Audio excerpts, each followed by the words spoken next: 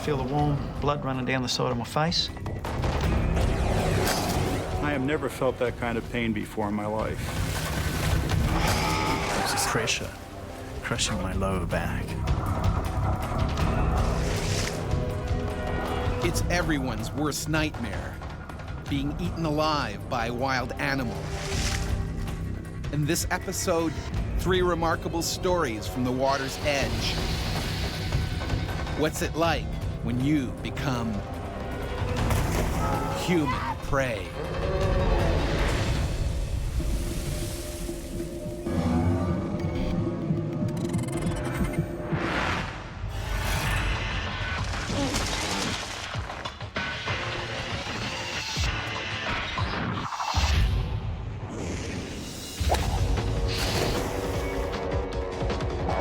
Ike Monreal was nearly killed when an angry gator savagely attacked him in the water hazard on a Florida golf course.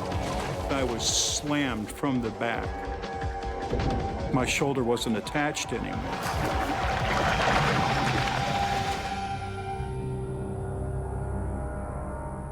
The Tampa Palms Golf and Country Club, Florida. The kind of place people come to kick back and enjoy the high life. But its ponds and lakes are also home to creatures that have barely changed since the dinosaurs. Alligators are very common in Florida, and almost any freshwater system can have alligators in it. And that's one of the things that people need to be aware of, is that just because they haven't seen an alligator in an area doesn't mean there isn't one right now. The lake by hole 13 is the territory of this 7-foot alligator. He's always hungry, and he's not too picky. As long as they can catch it and eat it, almost anything is potential prey. And they'll take things as big as deer occasionally. Golfers on this course are always in striking distance of gators, but no one has been attacked yet.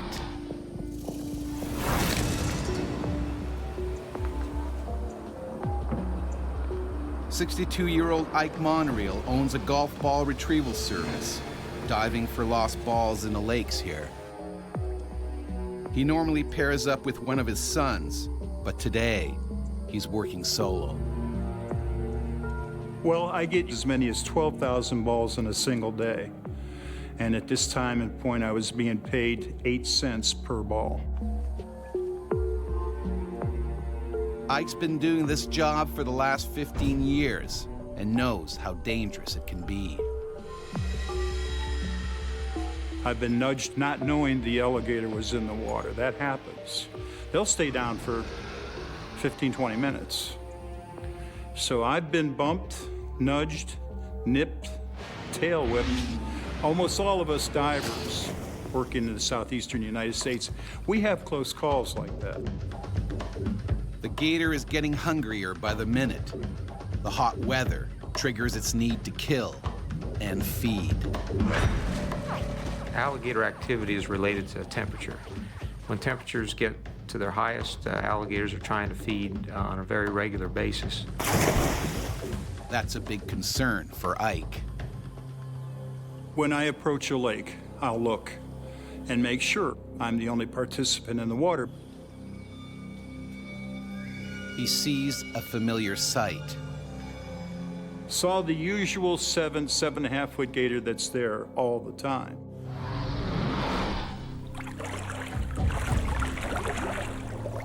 Ike keeps a close eye on the reptile. Females occasionally do attack humans, but it's not as common as males. Males get a lot bigger than females. The coast seems clear, but Ike is yet to notice that another gator is also in the pond. And this one is a gigantic 400-pound male.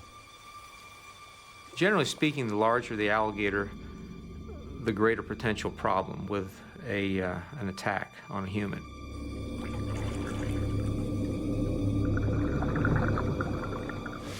Ike gets on with his job. The limited visibility means he can't see the 10-foot gator coming straight at him. A gator determined to protect his new territory.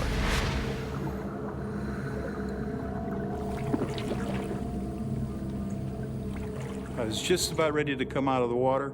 I had enough air left. Life was good. I was just working away at it.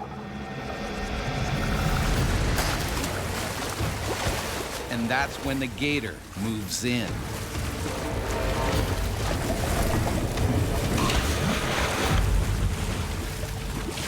All of a sudden something clicked at the alligator and it says, I'm going to go ahead and give this a try. Searing pain shoots through Ike. The horrific force, the slamming effect, the excruciating pain, and I knew it was going to be life or death. Like a sledgehammer, the gator's jaws slam down on his shoulder with 2,000 pounds of pressure. Teeth are very sharp and they can lacerate and tear, but they don't actually sever like a shark's teeth will do. So an alligator's teeth are mainly meant for holding on. The pain, in all honesty, on a scale of 1 to 10 was an 11. I have never felt that kind of pain before in my life. If the prey item's too big to swallow whole, they'll try and spin off pieces. Ike sees his left shoulder disappear into the gator's jaws. One quick spin, and his arm could be ripped right off. I couldn't bring my arm back to me, so I thought I had already lost my arm. Ike stares right into the eye of a monster. That big, lifeless, dead eye, that look, that eye was right here. I tried getting up and going for the bank. Incredibly, he crawls towards shore with the alligator still latched onto his shoulder. Seeing two golfers nearby, he desperately tries to get their attention. They can barely believe what they're seeing.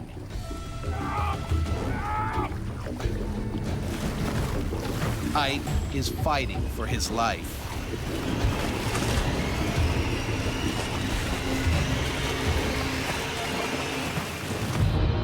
I said to myself, you have got to keep your head together here. Hey, over here!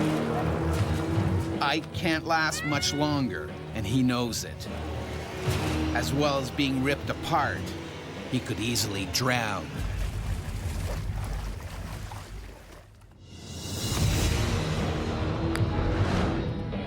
Retrieving golf balls in a pond at a country club in Tampa, Florida, Ike Monreal has been attacked by a vicious 400-pound gator.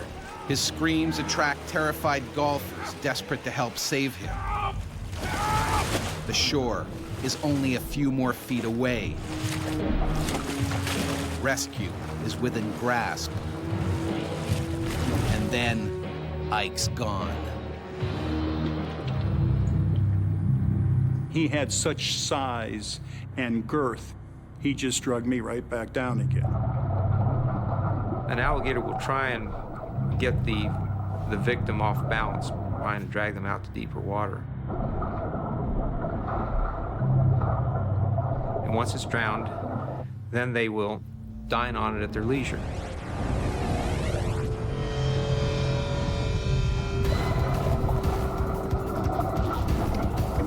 Ike struggles. He needs to make sure that he keeps his oxygen supply. Without it, he will die in minutes. I said to myself, you pass out, the regulator falls out of your mouth, and you're gonna die here. That's when I prayed to God. For Ike, it's now or never. He needs to do something, and fast. I worked my hand around his snout. I was able to turn into him. My shoulder is as far back into his jaw as it can go. Ike jams his thumb in the reptile's eye. The most vulnerable part of an alligator is probably its eyes. Everything else is pretty well protected. But the move barely phases the gator. An alligator might expect to have slight pressure to its eye if it grabs a large prey item. Ike could be seconds from dying. He reaches back with everything he's got. That's when I stuck my thumb as far back into his eye and as down as far as I could. The move stuns the gator. But then when he went further in, this was something that was totally unexpected by the alligator. He just went ballistic. The bite got worse, and that's when he tried to roll me.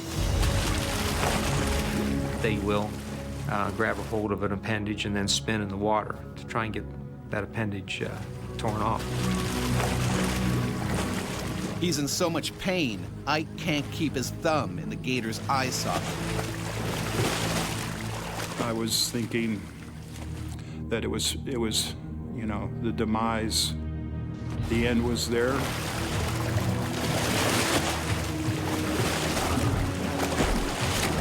I saw my wife and my 3 teenage sons looking down at me.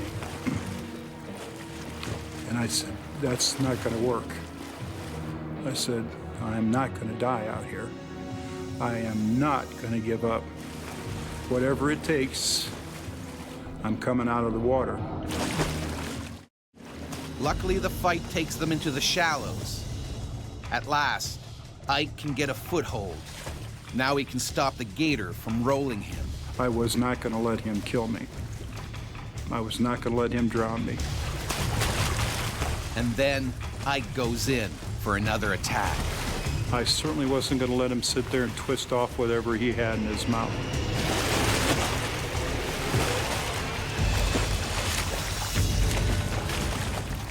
I took my thumb again, took a deep breath, and slammed it in his eye socket, and I swear I got halfway to his brain.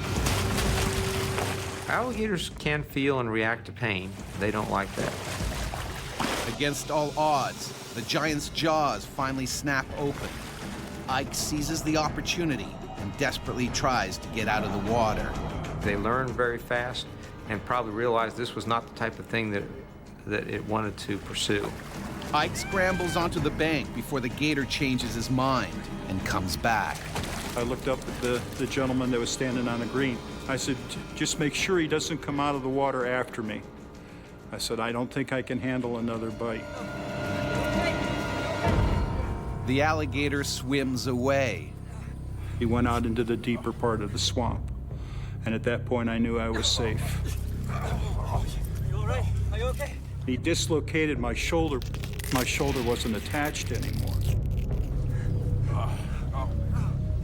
There were teeth holes 1 inch across, 1.5 inches deep over the shoulder. Careful. Paramedics on their way. It's bad, but things could have been far worse. Ike's 17-year-old son had originally been scheduled to work that day. He wouldn't have had the size or the experience. The horrific fact of all of this is I would have lost my son. Ike may never fully regain the use of his arm. He and his sons have not returned to the water since the attack. My sons do not dive anymore. My business is Ike and Sons. My boys I'll not let go in the water anymore. So do I want to get even? You betcha. 4 hours after the attack, a state-licensed trapper captures an 8-foot alligator from the lake, 50 feet from the scene of the crime. If we didn't do that, there is no doubt there would be a lot more attacks because alligators become habituated, and if they have a successful attack, they'll come back for another one. Ike doesn't believe the trapper got the one that wanted him as prey. I think she trapped the smaller, the 7.5, 8-footer that was there. And I do not think to this day that it was that smaller gator. In that case, the gator that nearly killed him is still out there. Alligators can prove lethal in the southern U.S., but in Africa and Australia, the biggest threat to humans is their deadlier cousin. Crocodiles kill as many as 200 people every year. The largest and most aggressive is a saltwater crocodile, a powerful reptile that can outlive humans and grow to more than 20 feet in length. Despite the name, their natural habitat is actually freshwater rivers and swamps.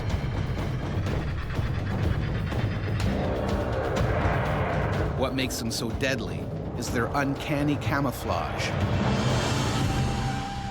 In September 1872, Australian Constable William Davis decided to break police regulations and take a refreshing swim in Darwin Harbor. Davis spotted a log floating some distance out and swam over to it. Suddenly, the log started swimming towards him, very quickly. Davis soon realized it was a saltwater crocodile that had left a river and headed into the harbor. But it was too late. As Davis started to swim away, the croc zeroed in, its jaws crashing down on his head. Constable William Davis became the first police fatality in Australia's Northern Territory. More than 100 years later, amateur diver Jeff Tanswell was also savaged by a saltwater croc. It turned a snorkeling trip into a bloody battle for his life. I remember screaming, "Don't let him eat me, just don't let him eat me." Come on, grab my hand. Northern Australia. Protected by law, the saltwater croc population has swelled nearly 5,000% over the last 30 years to as many as 150,000. They are man-eaters, and no stretch of water anywhere is safe. On a tidal river, this 12-footer is looking for its next meal. The diet consists usually of fish and crabs, crustaceans, small mammals, that kind of thing. But an 18-foot crocodile can drag down a buffalo if it really wants to. Although he normally hunts in rivers, today he heads out into the open sea. People have seen saltwater crocodiles swimming past oil rigs and past boats just in the middle of the ocean. And so what's this crocodile doing? It's just swimming from one point to another.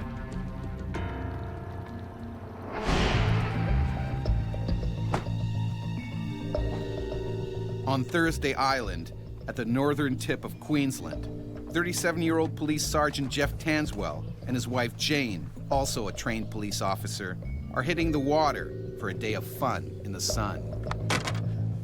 My entire life I've been brought up by the water. So we've always been brought up with boats and diving and fishing, and that's just second nature.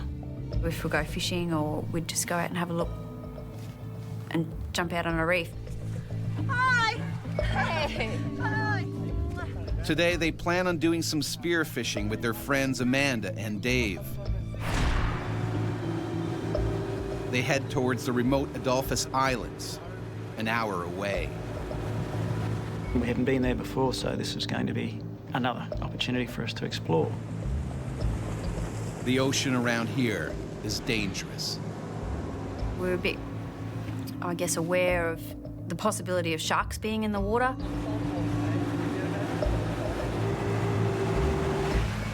It's something that's always stored in the back of your head.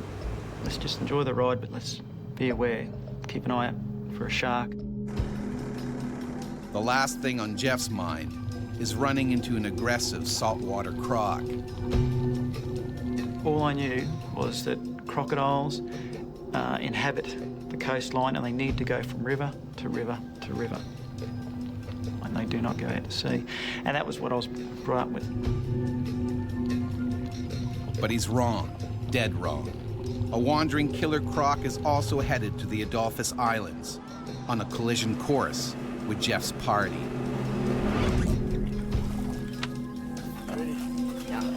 They pull into a coral reef and scout for any signs of predators. We were making sure that there was no sharks or anything in the water that was dangerous, but we didn't see any sharks. If there's going to be a shark, he's going to be patrolling the deep water. So I'm not going to go there. I'm going to take the safer option, and I'm going to go in closer to the coast.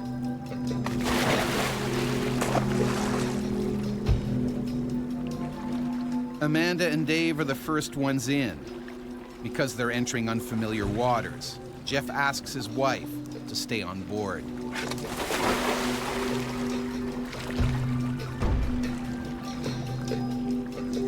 You have to leave someone on the boat just for safety. If you catch a fish, if it bleeds, you don't want to have fish blood in the water.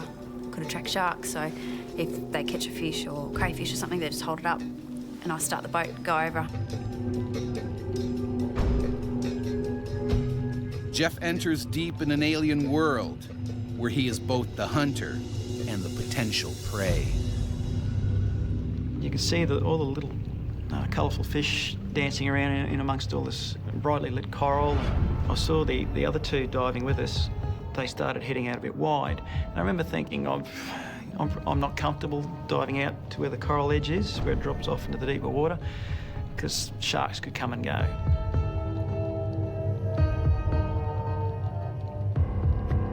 But sharks are not the problem. The hungry 12-foot saltwater croc is closing in. I remember a little voice in the back of my head's going, there could be other big things out here. The giant croc quietly stalks Jeff and his friends. It's breeding season, and like all crocs, he's more aggressive than usual. Jeff heads up for air.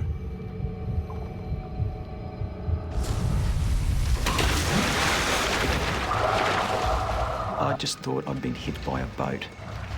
The fear that a predator instills in its prey is it's bottomless. No matter how fast you move, if a crocodile's head is half a metre from you and it strikes, you cannot possibly get away. Jane can't quite make out what's going on. And it all happened within a matter of a split second. I remember staring at that bit of water going, did I just see what I saw, or is that my imagination? The crocodile clamps down on Jeff's head.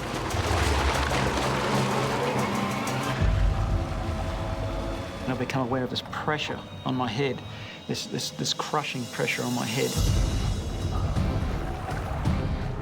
Crocodiles have got the strongest jaw muscles of any animal that we know for their size. They've got about 66, sometimes 68 teeth in their jaws. They'll puncture through flesh, they'll go through shell, and they'll even go into bone. Jeff is dragged down with his head ripped open. He's bleeding heavily and running out of air. He's just gone down with no splash, no screaming, no kicking. Jeff? Jeff! I had no feeling of the water, the temperature, sounds, everything, sight, everything was gone. They've got the power just to shut down your entire system and you don't have a say in it. It was a mixture of just horror as well as just total disbelief. You're on a remote tropical coral island. You're not looking for a crocodile.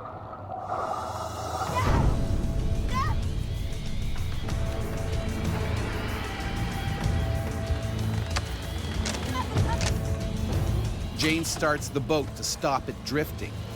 She has absolutely no idea that her husband below is being drowned by a giant croc. I could feel by my neck muscles that he's pulling me down to the sea floor by my head. That is one of the things that a crocodile will do if it wants to overpower its prey. Most animals can't hold their breath for anything like as long as a crocodile can. Jeff knows he can't stay under for more than a couple of minutes. Trying to stop what's going on, but I can't. He's just too big, too strong. I remember kicking badly with my fins.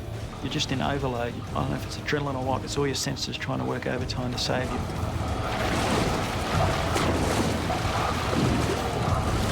And And then, a miracle. I remember seeing the jaws release and the sudden burst of light, and I just shot to the surface. I saw his head come up and him blow the water out of his snorkel. Jeff has no idea where the croc is and when it might bite again. All that was going through my head was that his big block head coming back up and grabbing my legs. And then just behind his head, I thought I saw something moving. The killer croc surfaces inches away, closing in on his prey. I could feel the warm blood running down the side of my face. He's got the teeth, he's got the scales, he's got the claws, he's got everything. You have nothing.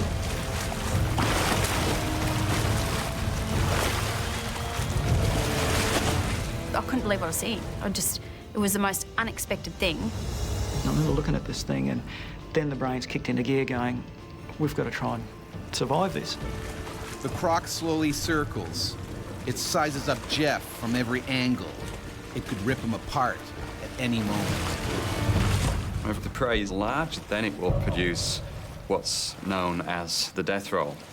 And then it spins its entire body. If a crocodile grabs me on the arm and starts to spin, the weak point here is at the elbow or at the shoulder, and that's where it will dislocate. We all know that these things come back to finish you off. Jeff realizes he may only have minutes to live.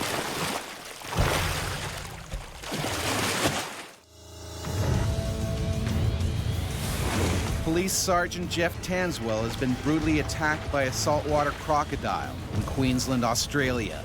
And now his wife, Jane, also a trained officer, is desperate to save him before the croc finishes him off. Straight away, you just think, this is it. Someone's going to die here. I just had to try and get him out of the water. Jeff's frantic movements are only making matters worse. He needs to get back to the boat before the reptile returns for more. If you splash and splash and splash, the croc can feel that, it can hear it, and it's more likely to attract it back to the place. Stuck my head in the water a couple of times, just trying to see where the hell he went.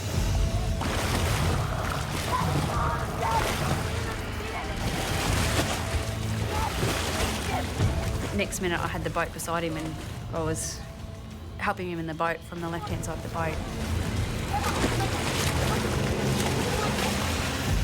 I don't know how I pulled him out of the water. I think it was just a pure adrenaline. You're okay. Open your eyes. Open your eyes. Look at me, look at me, look at me. I'm right here, okay? Concerned about their friends, Jane swings the boat around to the other side of the bay and finds Amanda and Dave unharmed. But the monster croc is still somewhere below. Get some towels, cover. Everyone may be safely in the boat, but Jeff's wounds are serious. I got a puncture hole in my left cheek. I got a laceration on my left temple. The left ear was torn. And I got lacerations behind both my ears where the teeth went in, and scratches on my back where his claws went in.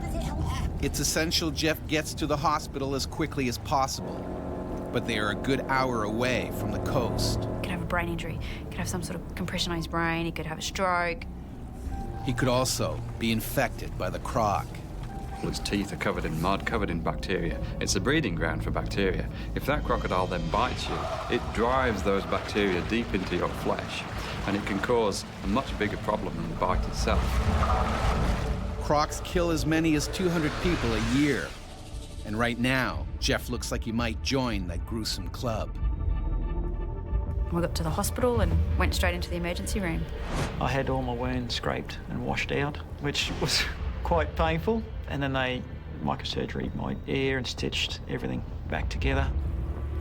He owes his life to Jane's quick rescue and pure luck. Certainly, if it wanted to kill him, it would have. Jeff knows all too well how close it came to death. And there is nothing as terrifying as realising that this thing is going to come along and eat you, and you can't do a thing about it. No further attacks were reported in the Adolphus Island region that summer. Most likely, the saltwater crocodile returned to the coast and headed upriver.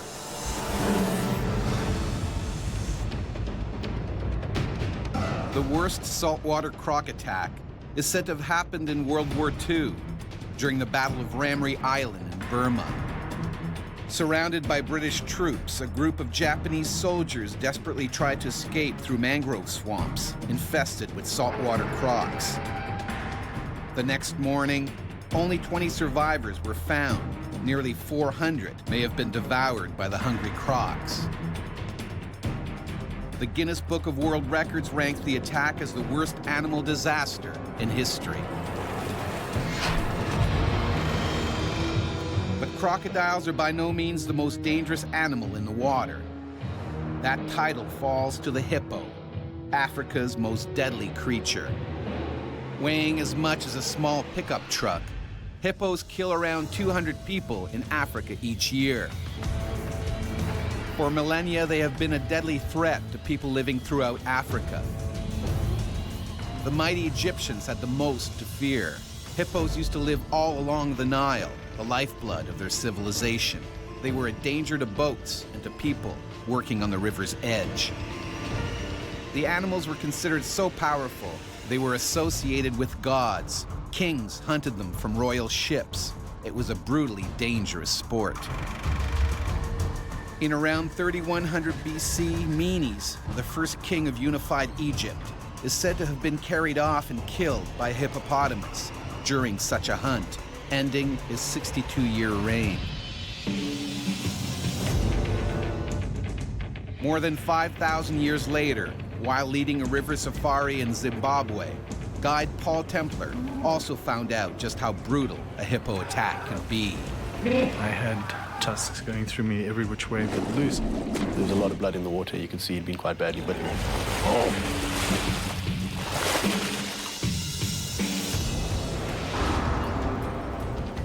The Zambezi, one of the largest rivers in Africa and home to this huge male hippo.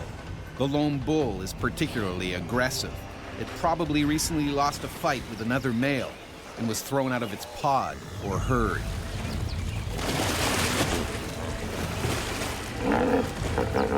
And now, he's viciously protecting his new territory. Hippos respond the same way we would if someone repeatedly broke into our homes, with extreme aggression. The bachelor bull has attacked 7 people in the last few months, defending its turf. And he's more than ready to do it again.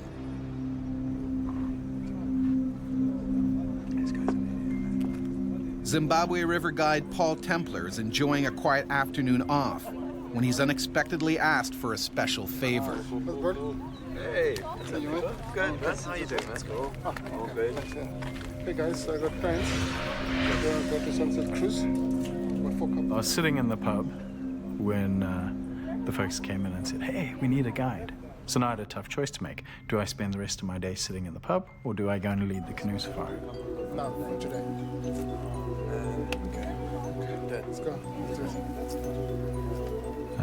I went and led the canoe safari. It's a decision he would soon regret. Good afternoon, guys. My name's Paul. We are the crew responsible for taking you down this Zambezi River this afternoon. It's going to be a fantastic Paul is joined by 3 other guides: Ben, Evans, and his close friend, Mike McNamara. It's a trip they've done lots of times before. The trip itself is what we call a wine route. It's one of the trips where the guests don't actually paddle themselves.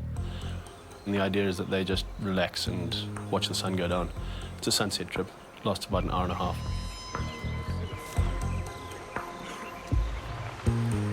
The idea was just to sit back and relax and take in everything that nature had to offer. Paul is on the lookout for the rogue hippo that has attacked 7 others over the last few months. He's already had his own nasty run-in with the 3-ton monster. About 6 months prior to this, I'd been leading a similar canoe safari, and I'd been attacked by a big brute of a hippo. The hippo had smacked the bottom of Paul's canoe, catapulting him and 2 passengers into the water. That time, they had escaped unharmed. I knew that that hippo was in the area, and though I couldn't see him, I thought going through the narrow channels would be my safest option. And so far, so good. As they come around the bend, Paul notices a large pod of hippos. They weren't really a concern. They were off to the side, and I could see them, and I felt that I had a pretty good sense of what they were up to. They proceed cautiously, making sure they don't startle the hippos. Paul also scans the water for any that are submerged. Occasionally you'll get ears, occasionally you'll get a head, occasionally you'll get the whole body. Then there'll be nothing. They'll all disappear underwater. You watch the water's moving differently if there's a couple of ton hippo moving around beneath it. All seems to be going well. They safely get past the pod into faster moving water, and then I turned just in time to see Evans flying through the air. likely it's the same rogue hippo. From underwater, he surfaced like a giant torpedo and knocked Evans clear out of the boat. Paul watches in horror as the current drags Evans away. Evans went under and then popped up again. Paul paddles full speed towards Evans. I turn my canoe around, so I'm going backwards, so I'm between whatever's there and him. I back in to try to rescue him.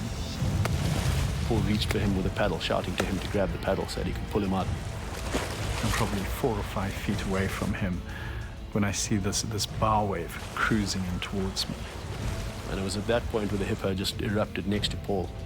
While he's trying to help his friend, the hippo turns on Paul and attacks. Just all hell broke loose. The hippo just closed its jaws on his upper torso and pulled him off the boat. The hippo tries to swallow Paul whole. They attack the boats not because they recognize I will get to the people in here, but because they recognize it as a foreign object that needs to be removed. I remember this incredible pressure crushing down on my lower back.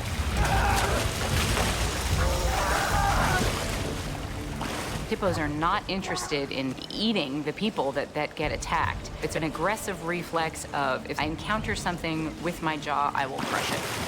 So the crushing comes from the hydraulic press that is their jaw, somewhere on the order of maybe 1,800 pounds. What the canines do is act as hole punchers. They can go through anything. They are strong, they are massive, they are sharp. Paul is kicking and clawing for his life. He needs to get out from the mouth of the beast. Evans also needs urgent help. He's in danger of drowning in the strong currents. There's nothing fellow guide Mike can do. We couldn't get to Evans because the hippo was in the way. Finally, Paul's aggressive struggling pays off. Pushed and pulled. At one point, the monster loosened his grip long enough for me to escape. I just sucked in a lung full of fresh air, and I came face to face with Evans. But Evans doesn't look right at all. I got the sense that all was not well. He wasn't going anywhere. I think terror and panic had quite literally overwhelmed him. For Evans, it's too late. He's drowned in the strong current. He literally just rolled his eyes up and he sank and he was dead.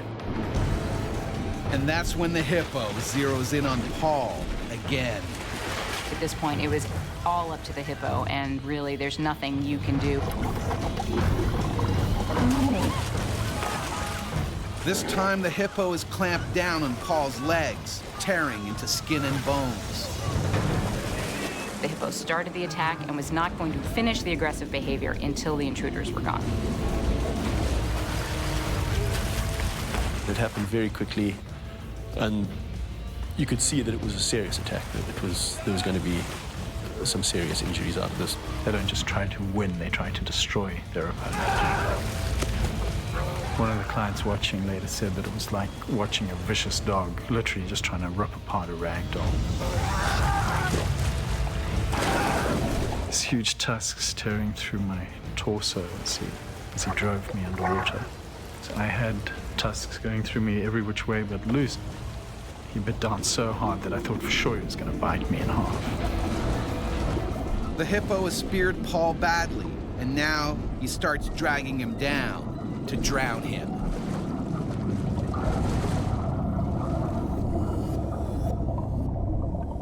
I remember lying on the bottom of the river and looking up. I remember I could see the different hues of green and yellow and the sunlight shining on the water surface. And I thought to myself, I wonder who can hold their breath the longest. Paul is close to death. Most humans can't go without breathing for much more than a minute, while the hippo can stay under 5 times longer. Fighting for territory is just second nature to hippos, and fighting to the death is second nature. They don't hold back at all. I watched my blood mingle with the water, and I just wondered which would happen first, if I'd bleed to death or if I'd drown.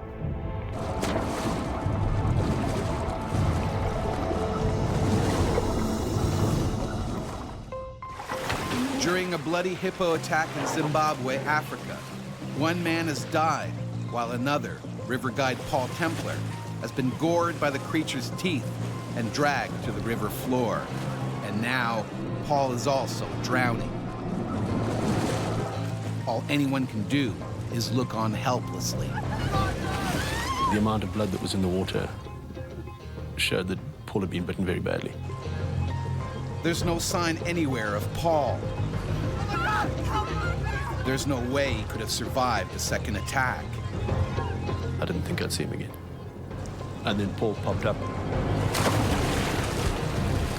But then the hippo spat me out again, giving me another chance to escape. Barely alive, Paul is bleeding badly. Mike guns forward on his kayak to save him. He knows there's not a second to lose. I was just shouting to him to grab the front of the kayak.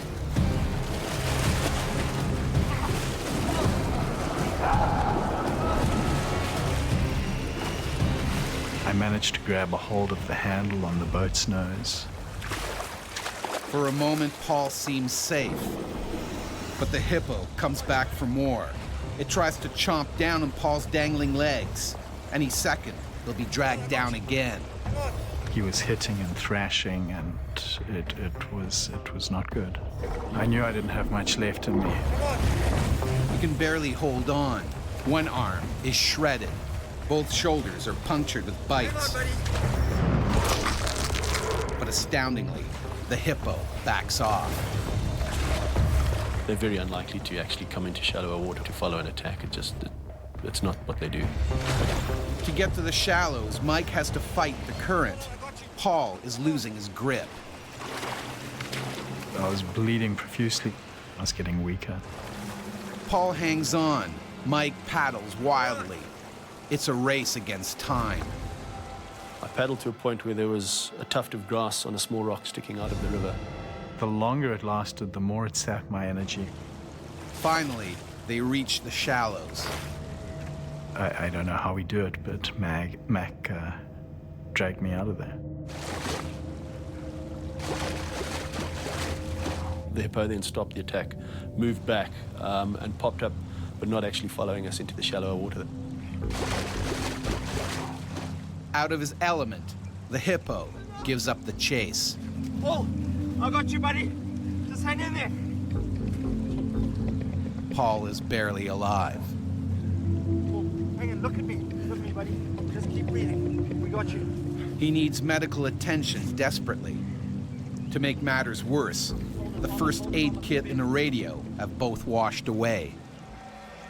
His arm, from what we could see without ripping the sleeve off, had been bitten through the bone 2 or 3 times. It was shattered. And a bite mark through the shoulder that you could virtually see daylight through. He was bitten through the foot. Look at me. Look at me, Paul. Look at me. Stay with me. Something that's working. Mike and fellow guide Ben try to stop Paul from bleeding to death. and started literally putting pressure on arteries to try and just stem the bleeding that was still coming.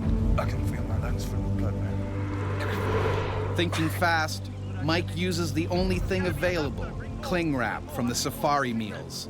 They seal all visible puncture wounds on Paul's chest.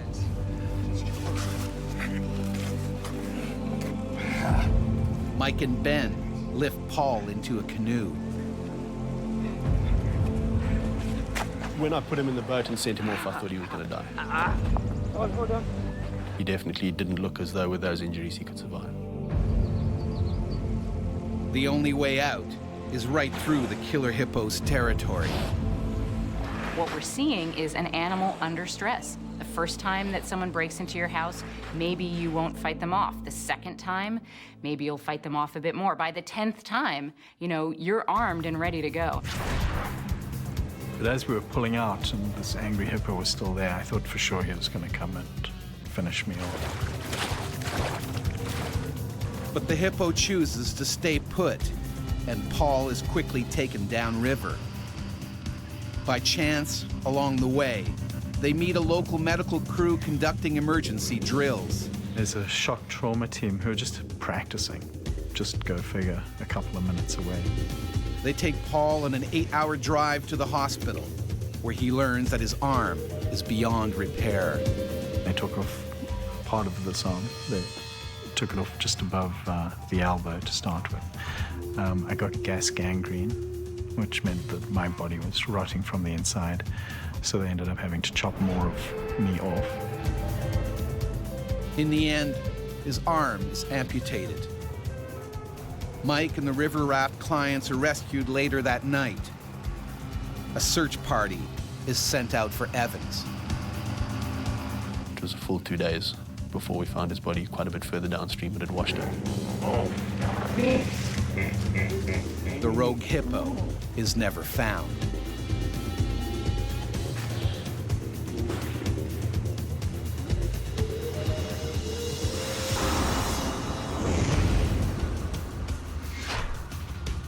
Animal attacks are rare. People are fair game, but we aren't a normal prey item for them. They usually avoid people. But as we increasingly crowd their water world, run-ins are bound to happen. They're animals that are trying to protect their territory. You know, this is their habitat, and this is the area they need to survive. And when these river killers do attack, we become their human prey.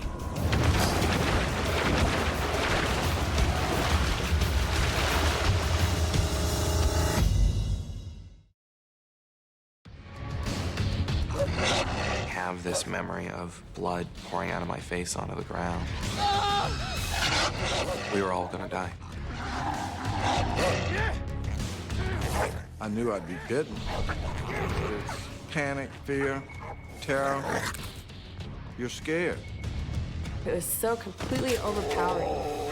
He just ripped my face off. I told myself I'd rather die. It's everyone's worst nightmare, being eaten alive by a wild animal. In this episode, 3 remarkable stories of people who've been savaged by distant cousins of man's best friend. What's it like to become human prey?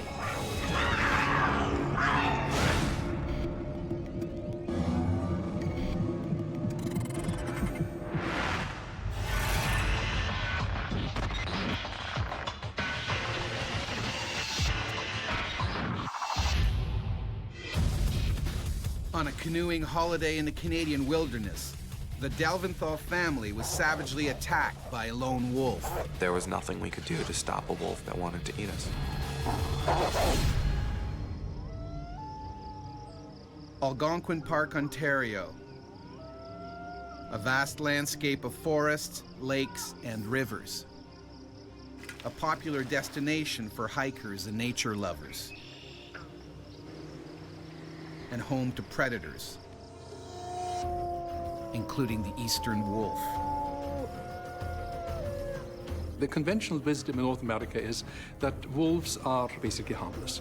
But it became crystal clear that there were circumstances under which the wolves would be dangerous. This adult wolf has been expelled from his pack.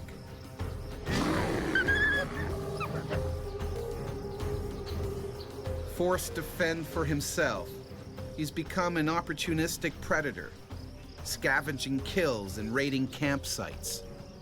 And he's starting to lose his natural fear of people. That's it. Just keep paddling straight on in. How you doing, guys? Yeah, just follow me in.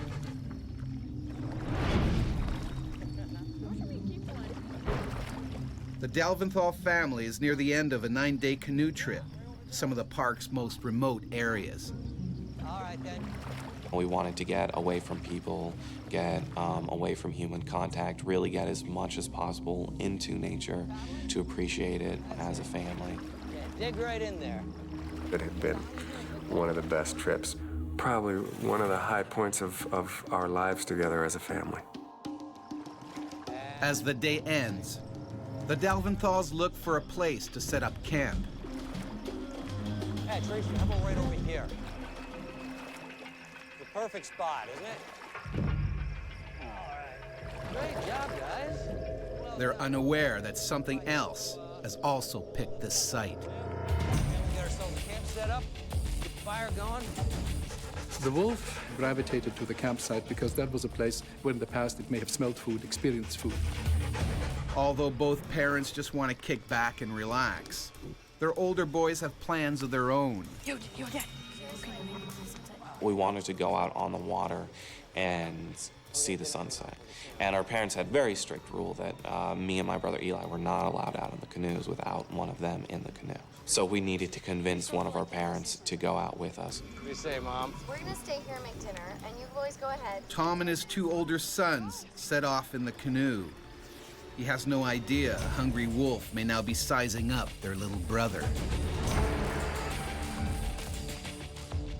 About 80% of the attacks are aimed at children. And children are being taken while they are still struggling and screaming and are being carried off.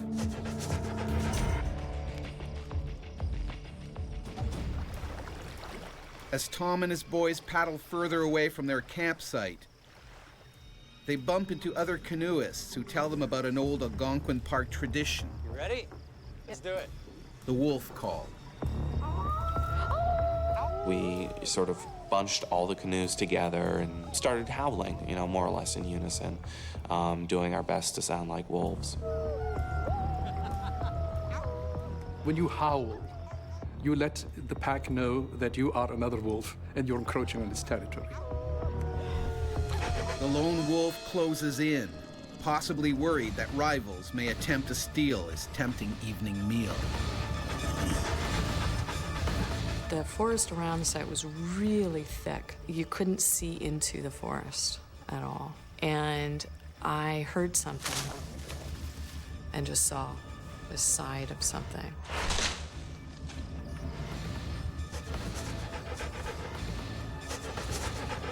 Oh, good timing, guys. It's just ready. Grab some balls. Tom arrives back with his older sons. Well, The wolf is likely scared away for now. All right, boys, time for bed. We got a long day tomorrow. It's been such a perfect evening that Tom and Tracy decide not to pitch the tents. The Delventhals will sleep under the stars.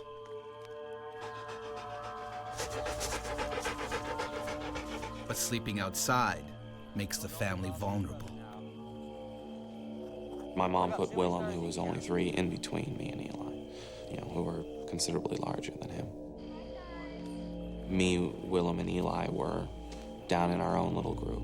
and I am going to sleep like a log.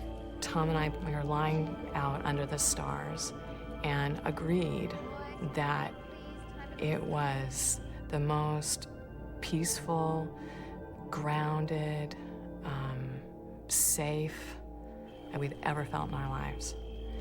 And I talked about how blessed we were, that this was a glorious place. There is something quite wonderful about lying down and seeing the stars, but I was 12 and I was a little bit more scared of the world and scared of the dark.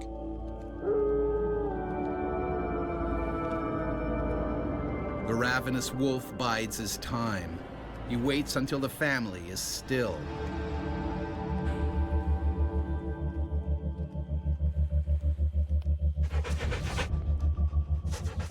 His sights are firmly set on the children. I was dreaming that I was walking through the woods with my parents. And it was sunny, and we were just sort of walking and talking.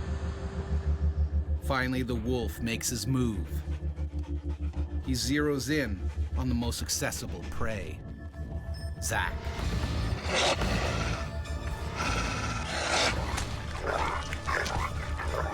While I was dreaming, there was definitely a sensation of pressure on my face.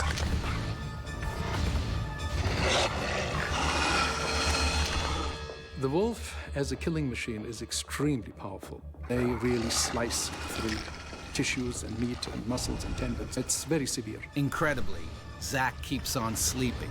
And it felt like I was being dragged. Felt like I was sort of strapped to the front of a jet. Everything started rushing by really, really quickly, and that was the point when I woke up. Startled, the wolf runs back into the forest. It was one long, ripping scream. It was blood-curdling. Zach, what's wrong? What's wrong? What is it? He kept saying, something bit me. What happened? Something bit you? But they still have no idea what bit him. It was at that point that my thermals were getting wet and warm. And he started saying, I can't breathe, I can't breathe, I can't breathe. And so I realized that he was bleeding profusely from the face. I sat there trying to gather myself, and I looked through the darkness to where they were huddled together, and then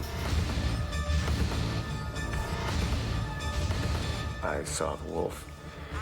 Yeah! Yeah! Go on! I was being as big as I could be and as loud as I could be.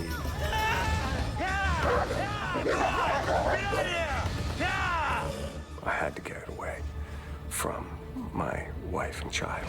He ran right past us, and we could hear it running into the woods and whacking trees and bushes and stuff. And I was trying to hold Zach and figure out what was going on.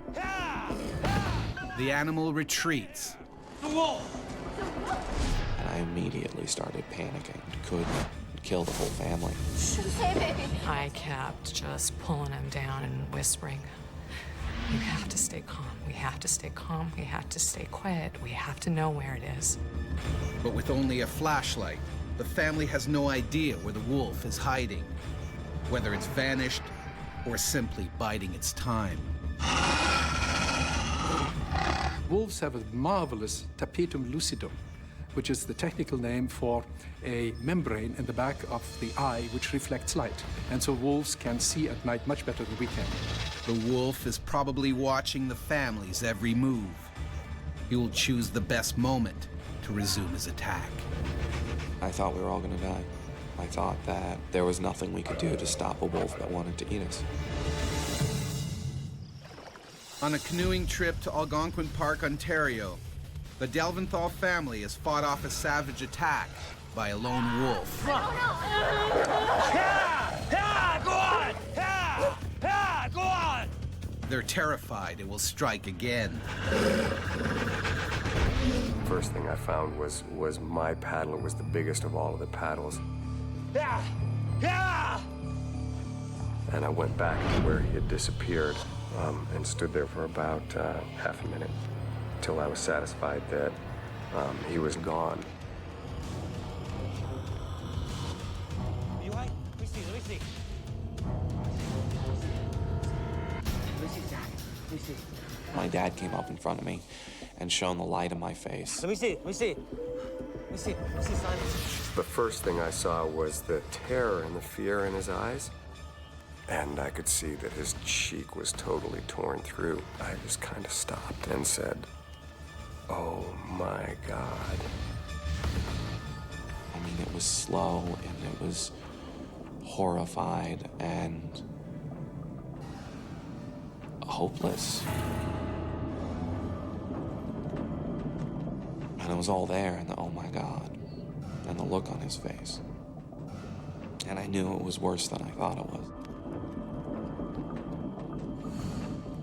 Again, the hungry wolf emerges from the forest. Now he moves in for the kill. And my dad turned and charged it and followed it out into the woods.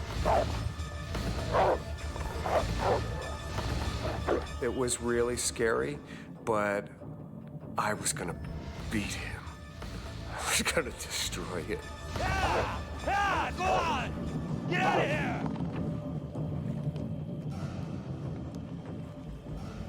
The trees wrapped around him, and he was gone. He disappeared. Tom, come on! I thought, if he doesn't come back, how am I gonna protect these kids on my own? My immediate thought was that I wasn't going to see him again.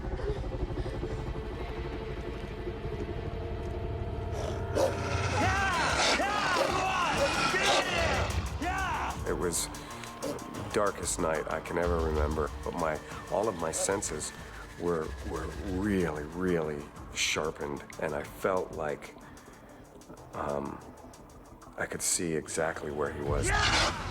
Armed with his makeshift weapon, Tom now has the upper hand. Wolves, in all their killing activities, have to respect one thing. They're basically hypochondriacs. Safety for them is paramount. Self-preservation wins over hunger. The animal retreats, for now. Seizing the moment, the Delventhals make their escape. Keep that right on there. That's it. See that? Yeah. Keep this on there. Hold that on there. That's it. All right, you gotta get out of here. Up we go. Here we go. Down here, let me talk to you.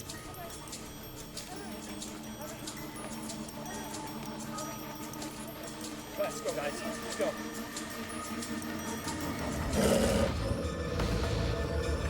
Hey, Will, Eli, you guys all right?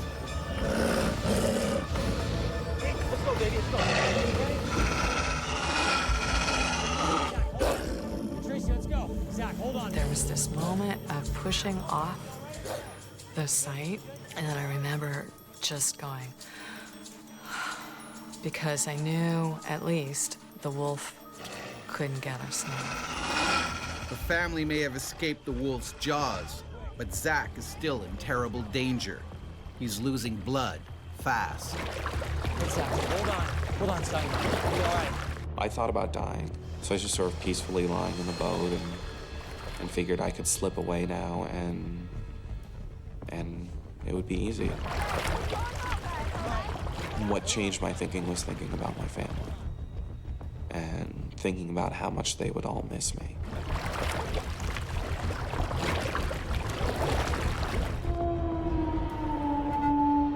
I was very aware that he might have lost a lot of blood, and that there was a lot further to go.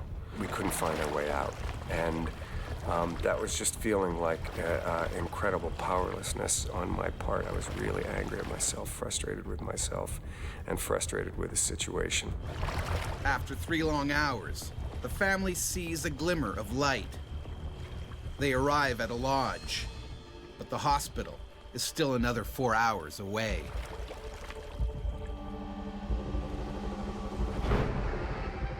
Zach undergoes 4 hours of emergency surgery. His nose is broken in 5 places, and it takes over 80 stitches to repair his badly lacerated face. Sheer luck that the wolf didn't grab part of the neck. With the tremendous bite force of the wolf, Zach would not have survived that. I'm very lucky. They took Zachariah into a triage room, and it was that moment. It was the first time that I looked at him, because I thought, okay, now we're safe. and I can see. And his face was just ripped apart. Even after the doctor had Zach and was doing what he could to put Zach's face back together again, the reaction was, well, it couldn't have been a wolf. And they treated me very much like I was hallucinating or just a stupid geek from the city, or, you know, somebody who just didn't understand, obviously, because wolves don't do that. The scars themselves really aren't that visible. But the psychological trauma leads to months of severe panic attacks. The therapist said what happened is deep and primal because you're supposed to be safe when you're asleep. He didn't know it was coming. None of us knew it was coming. Park rangers decide the lone wolf poses a serious threat to other campers. 5 days after the attack, they find the animal they believe terrorized the Delventhals and shoot it dead. But Zach doesn't blame the wolf for what happened. I'm not really any more or less afraid of wolves than I was before, and I have a great respect for them and a great admiration for them. But they're always potentially dangerous.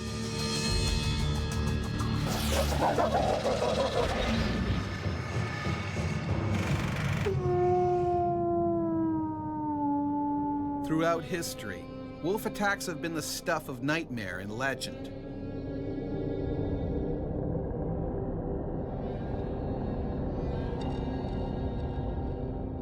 No ordinary creatures.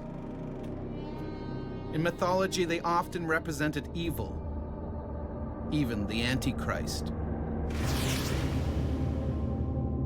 Not even death could safeguard people from the wolf's jaws. In 16th century Scotland, bodies were often buried on islands to stop wolves digging them up and eating them.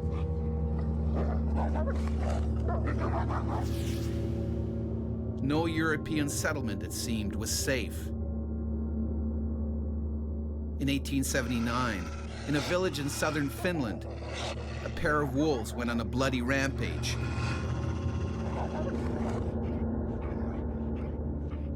As many as 35 children were killed.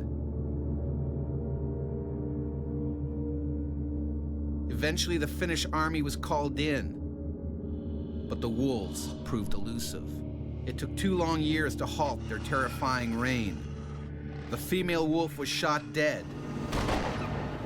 The alpha male poisoned. By hunting in packs, wolves are highly efficient killers. Sometimes not even a gun will stop them dead. A woodsman living in Springfield, Missouri in the early 1900s learned this the hard way. Ambushed by a furious wolf pack, he fought a heroic battle for his life, but overpowered before he could reload his rifle. He was later found ripped apart, surrounded by 5 dead wolves. Ever since the first white settlers arrived in North America, wolves have been relentlessly hunted and killed. But in their place, their canine cousin, the coyote, has flourished. Increasingly, the ever-adaptable coyote has moved into urban areas. And increasingly, humans come face to face with them.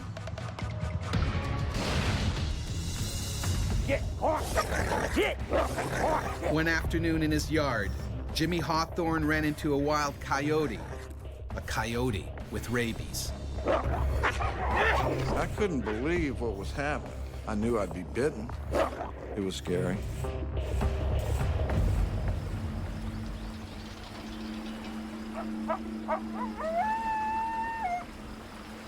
This coyote has lost all sense of reality. He's suffering from rabies. The disease in his brain has eradicated any fear of people. All he wants to do is attack. Most likely the coyote encountered a rabid raccoon. They tangled and the raccoon bit the coyote. the rabid animal has left his natural habitat behind. He's now in the residential neighborhood of Lenaxa, Virginia, and is a deadly threat to anyone who crosses his path.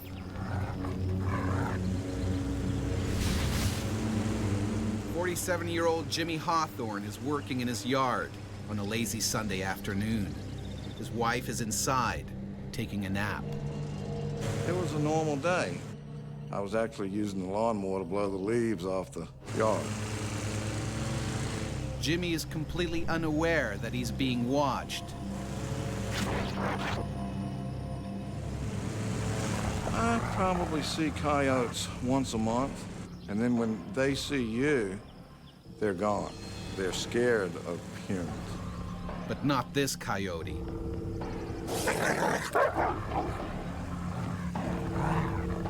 Driven by the lethal virus, he's desperate to bite anything or anyone. Rabies virus infection is transmitted in the saliva and often deposited in skin, subcutaneous tissues, or muscle, and then eventually spreads along nerves to the central nervous system. The diseased coyote closes in on Jimmy. I was just sort of in my own little world, riding on a piece of equipment, and it startled me. I mean, my first thought was, it was a German Shepherd. And then I looked and I said, oh my goodness, it's a coyote. Horrified, Jimmy realizes this coyote is rabid. At that point, it was just terror, scary. Rabies is almost always fatal if not treated immediately. Well, there have only been 6 survivors of rabies. We don't fully understand why the outcome is always fatal, but clearly the immune response isn't sufficient to clear the viral infection. It was driving the mole as fast as it would go. The coyote was having no trouble keeping up. The coyote kept circling the mole. Fueled by a wave of aggression, the coyote seizes opportunity and strikes. He bit my boot. I felt him bite the boot. I mean, I couldn't believe what was happening. I just remembered that moment of fear, of terror. It was scary. Luckily, the coyote's bite doesn't pierce Jimmy's thick leather boot. Jimmy needs to make it home before it does. But then, his mower runs out of gas and stops dead. My thoughts were, oh my goodness, something scares you to death. And then it's like you have to take care of yourself, protect yourself. Jimmy must either risk running for his life or taking on the rabid animal. This animal might weigh 50 pounds, and I weigh 240. If it gets bad enough, you know, I'll just tear him apart with my hand. But I knew I'd be bitten. You don't see animals come up to you. I mean, I've been in the woods my whole life. Deer don't walk up to you. Rabbits don't walk up to you. This animal had no fear of man. He would come around the tractor. You know, I didn't want him to bite me on the back of my leg, and I just turned around and faced him, and he came at me, and I kicked him. That's when he sort of hollered, yipped, and went into the thicket. Because of his swelling brain, the rabid coyote is suffering terrible headaches. Jimmy's kick further disorients him. Jimmy's bought some time.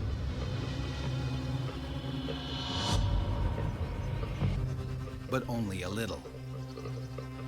I looked around and found a big stick about 8 foot long. And I said, well, I can use this to keep him off of it. And he was aggressive, extremely aggressive. Coyotes, canine teeth, are so much longer than, say, a Doberman. They're prepared to hunt and kill.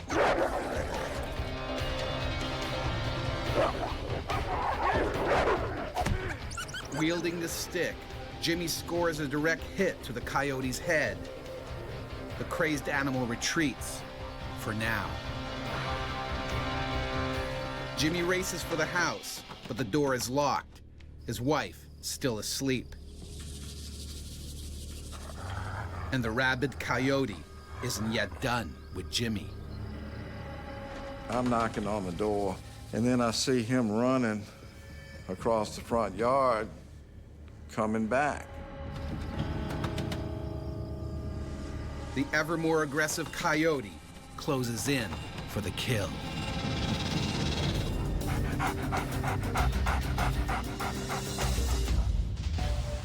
While mowing his lawn one Sunday afternoon, Virginian Jimmy Hawthorne is fought off an attack by a rabid coyote. Locked out of his house, Jimmy's now trapped by the deadly animal. A rabies victim suffers agonizing spasms in the throat, making it almost impossible to swallow. They develop neurological impairment and paralysis, finally progressing to coma, then death. Jimmy pounds on the door one last time to wake up his wife. And thank goodness she got the door open. And I went in and I told her there's a rabid coyote after me. And I was looking for a gun. The coyote refuses to give up. The rabies has infused him with blind courage. All he knows is he needs to bite.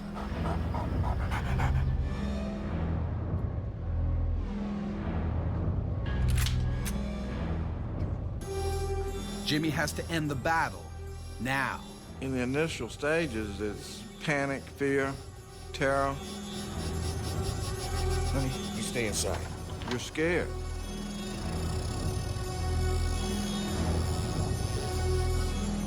And then that went away.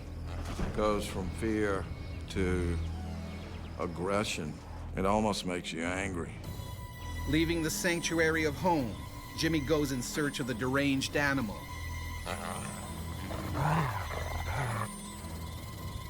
But this time, he's prepared.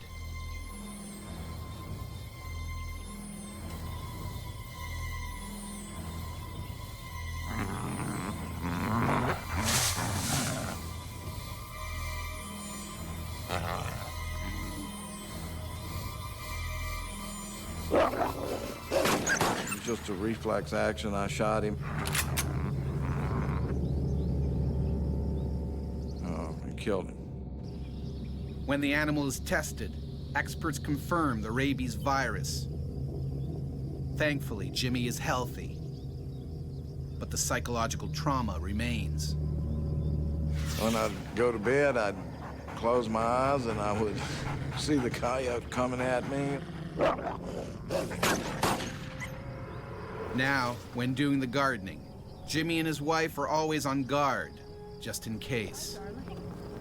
When the news originally did the story, when it happened, they said, how do you feel about that? And I said, well, you know, I would have rather been a lottery winner.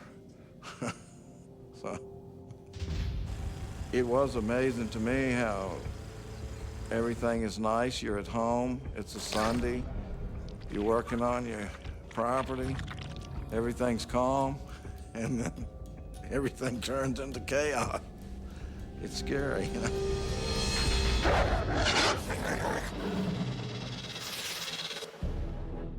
Rabies has terrified people for thousands of years.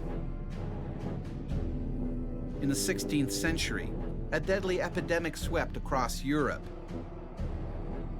Stories of horrific attacks by mad animals foaming at the mouth entered popular folklore. Peasants in the countryside faced the greatest risk, but not even cities were safe. In 1450 in Paris, a pack of wolves, some probably rabid, created blind panic when they breached the city walls. 40 people were bitten and killed. The ferocious pack was lured into the heart of the city, close to Notre Dame Cathedral. There, a mob hell-bent on revenge stoned and speared the wolves to death. While the wolf and coyote have always posed a threat to humans in parts of North America, there's a much more dangerous animal at large. The powerful cougar, also known as a puma or mountain lion, is thought to have killed at least 18 people since records began.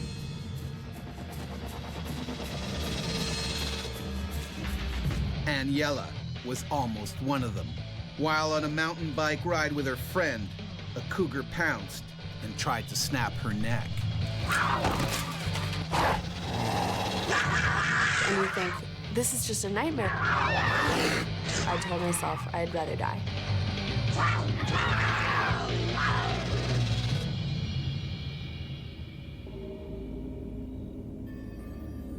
The rugged canyons of Whiting Ranch Wilderness Park are a big draw for thrill-seeking mountain bikers. But here, taking a tumble is not the only hazard. The park is home to some spectacular and dangerous wildlife, including the feared cougar. California Fish and Game gives a range of population from 4,000 to 6,000 cougars in California. This 110-pound male cougar works alone. They're very good at being top predators and surviving in the landscape. Their quickness, their agility, their smoothness of movement, they're just good at that. The cougar has just taken a fresh kill. They will immediately take them off into the brush, and that gives them cover and allows them to feed in peace. One cougar will have a territory of roughly 30 to 50 or more square miles. The big cat buries what he doesn't eat for another time. He'll attack anything that threatens his food cache. Always the slowpoke. Even humans. Aniela, a personal trainer and ex-Marine, and her friend Deb Nichols meet up for a biking excursion. They choose Cactus Hill Trail because of its exciting twists and turns. Anne and I got together because we have common riding styles. We tend to just like to ride hard and not talk a lot. I tend to take up sports where there's usually some rough play. You have to be willing to get dirty, have to be willing to, get cuts and scrapes and maybe some poison oak along the way. But I love it for the adventure. But today, Cactus Hill Trail will take them on a journey they won't soon forget. Anne and Debbie are heading straight into a death trap.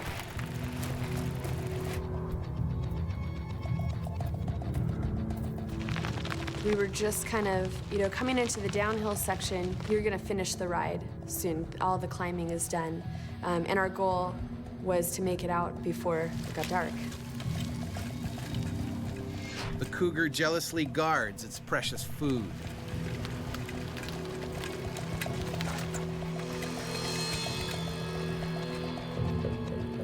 Mountain lions don't move very far from their kills. Once they've cached the kill, they tend to stay relatively nearby.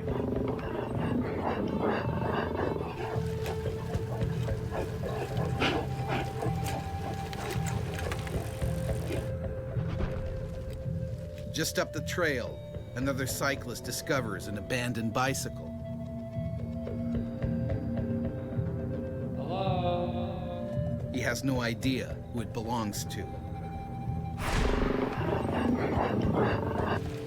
As I was first turning down that trail, Cactus Trail, when I came around one of the blind corners, we actually saw a man standing with his bike and then the second bike with no person. And my instinct was that they had stopped and that his friend was going to the bathroom. So honestly, I didn't really take it very seriously. The cougar's heightened sense of hearing picks up the noisy cyclists. They're invading his territory.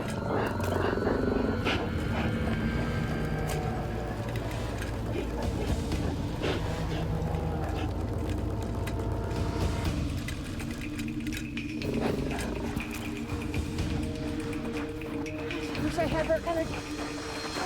Debbie falls behind. The distance between them has made both more vulnerable.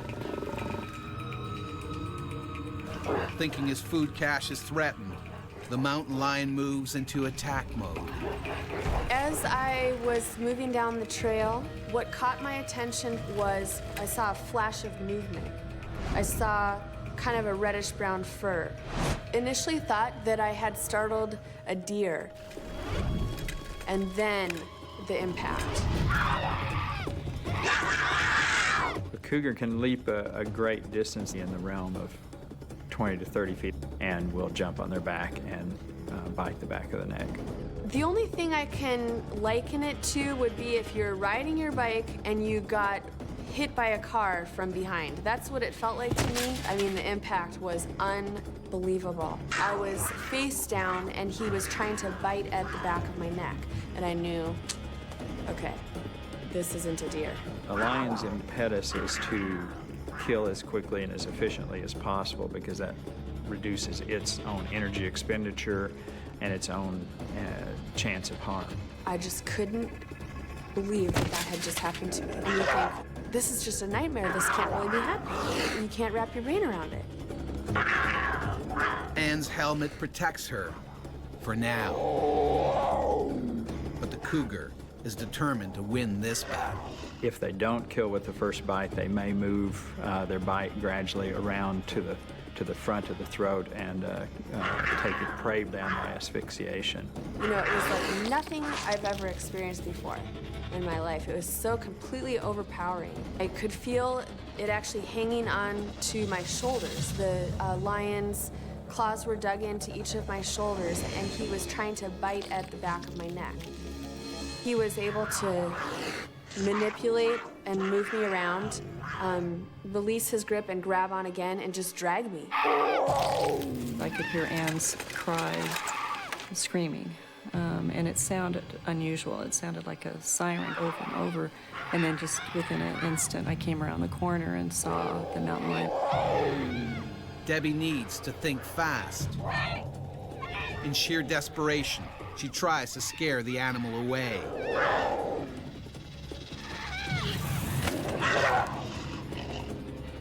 He didn't even flinch. They're very focused predators. They don't get distracted easily. They have to finish what they start. Risking her own life, Debbie does the only thing she can think of.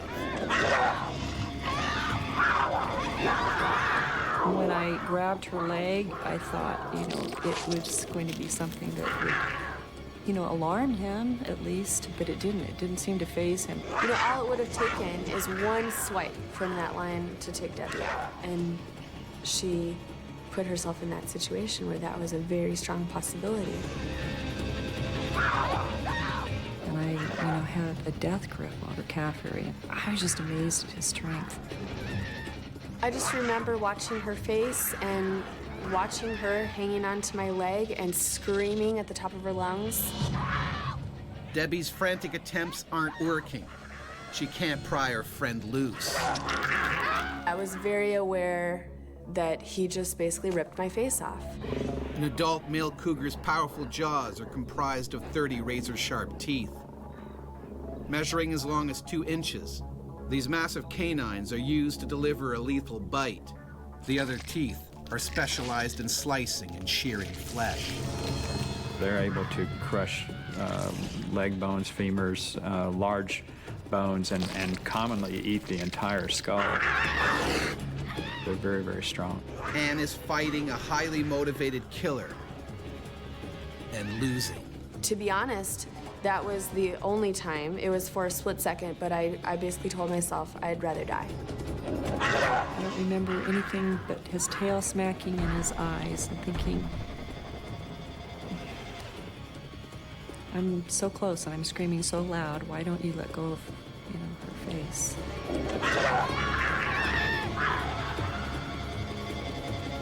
A group of cyclists up the trail hear Debbie's screams. They arrive with Anne's life hanging by a thread. I can't hold her much longer. I kept repeating that. I can't hold her much longer. One of the cyclists calls for help as the others join in the fight.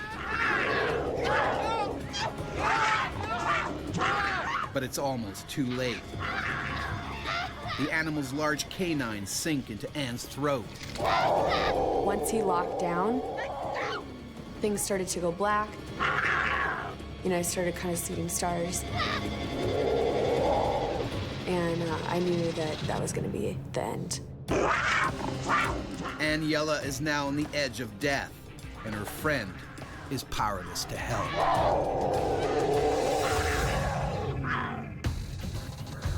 Aniela has been savagely attacked by a cougar in a California national park. Her best friend and 2 passing cyclists struggle to save her before it's too late. Dear God, please give me the strength to hold on to her. He's eventually gonna let go. But the cougar is determined to finish the job. Their focus is intense, even to the point of ignoring a certain amount of negative stimuli, rocks and sticks and things like that. They're very focused, but they do recognize that they're getting hit, and at some point, they potentially will give up. One of the rocks finally hits its mark. The cougar relents and lets go. The attack may be over, but Anne's struggle to survive isn't. She needs medical attention urgently. Stay down. Stay down. Give me a shirt. When I came to, you know, I was lying on my back at that point, and I felt as though I was drowning. And we realized that it was blood. Come on. Debbie is also fearful the cougar may want to finish what he started. Hold her neck still. Immediately thought, I just want to get out of this area. I felt very uneasy that he probably hadn't left, but that, you know, he was close by. They don't get rewarded by giving up easily. All of their evolutionary history dictates that once they start, they have to stick with it. The paramedics arrive at the scene, but they fear she may not make it to the hospital in time. My neck hurt so bad. Just every muscle was just torn. That's what it felt like. You know, it was so painful to even try to lift my head an inch. And I just said to her, Anne, you're gonna make it. You're gonna be fine. It's gonna be okay.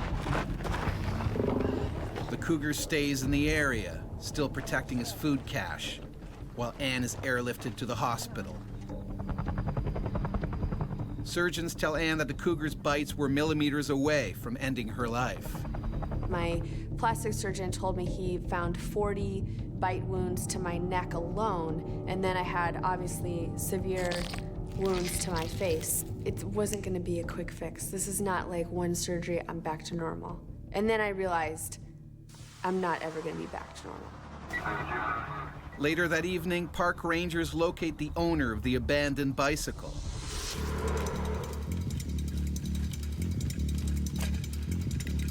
He had been making his way down Cactus Hill Trail when his chain came off. Unaware, he was being watched.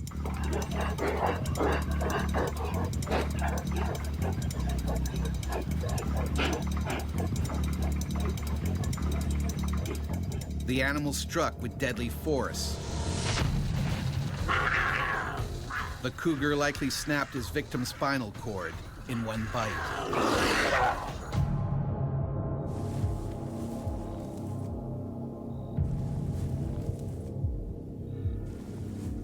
Gosh, just I can't believe that I'm still here. It kind of helped me to be so thankful that I was still alive, to realize that here this adult man had been killed, and I made it. A team of park rangers has no choice but to track the man-eater. He's shot dead not 50 yards from his first kill. Unwilling until death to give it up. I think they're gorgeous animals. I have a lot of respect for what they're capable of, appreciating that they need their space too. An experience like this obviously makes you appreciate your friends, Debbie specifically. She risked her own life. That's true friendship.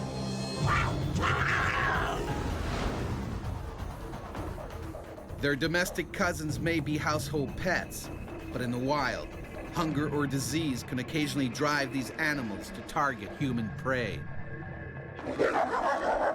These people all came face to face with some of North America's most feared killer cats and dogs. They were lucky to survive.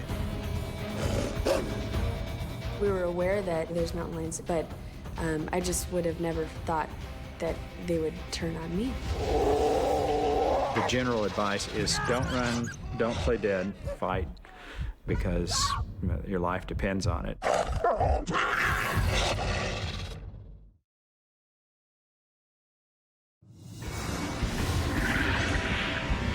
The shark was looking at me like face to face. It's the scariest sight I've ever seen.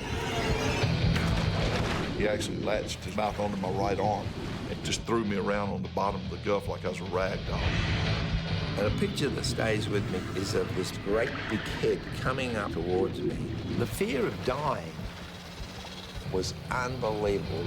It's everyone's worst nightmare, being eaten alive by a wild animal. In this episode, 3 remarkable stories of people savagely attacked by the ocean's most powerful predator. What's it like when you become human prey?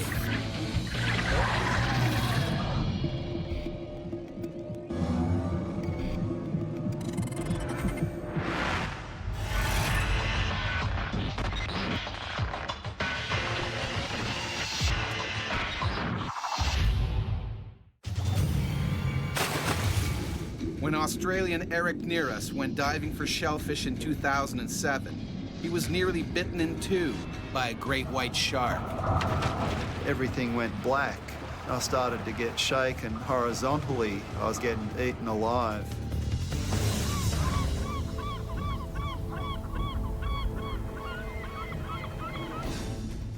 The great white shark is top of the food chain.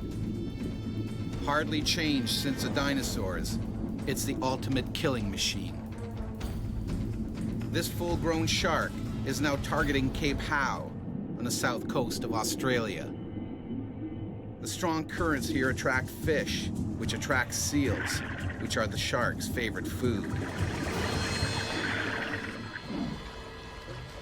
It's the rich marine life at Cape Howe that also attracts fishermen to these waters. Eric Nearus is one of them. He specializes in abalone, a large sea mollusk and culinary delicacy. I call myself an underwater labourer. Basically, we crawl around the bottom of the ocean measuring abalone and collecting them. It's a pretty strenuous job. If I don't catch a certain amount of abalone each month, I don't make any money, so I can't pay my bills. To tell you the truth, that day I was only half-heartedly getting ready to go to work. Being school holidays, I could have found something more interesting to do, like take the kids out to a park or the movies and have a family day out. Today, Eric's 16-year-old son, Mark, is joining him. He's working as a deckhand. Mark was only out with me to make a bit of pocket money for himself. He'd only deckied for me about 4 times, so he wasn't actually what you'd call experienced at all. Mark isn't as comfortable as his father in these waters. Every time we've been out before, like, we've seen sharks, and there'll be sharks, like, just fly in front of our boat. I don't know, it was just a morning, like, it was real freaky morning, like, real quiet and, like, no noise or nothing like that. Sort of think to yourself, something's gonna go bad, something's gonna go bad. Mark's intuition is dead on. A hungry great white has returned to these familiar waters, where it hunts its favorite prey, seals.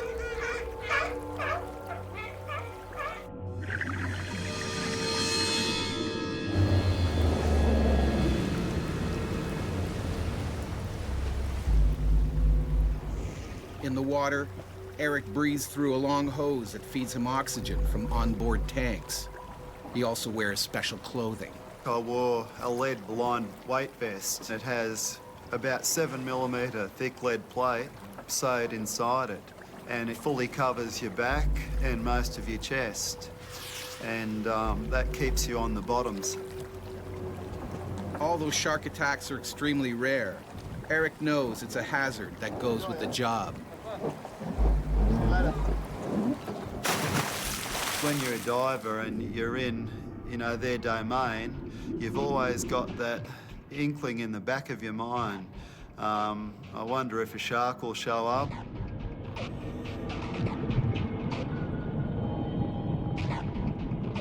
The water was actually dirtier than I normally would like to dive in.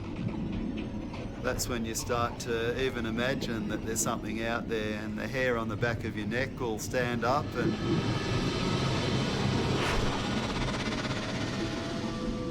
a seal or a school of large fish go past you, and all of a sudden you'll start to think, okay, I wonder if there's something chasing them. Surprise is the great white's best tactic.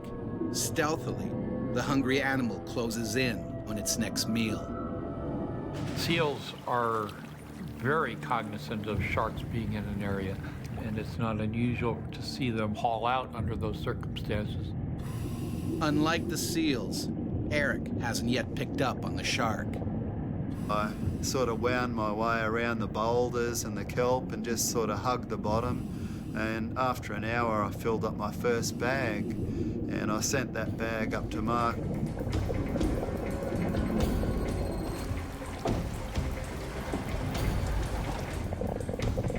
I remember looking up at Mark at the hull of the boat. I could just see it, and I thought, beauty, Mark's doing his job. He's right above my air bubbles. He's a good kid. He's following me. He's not too far away.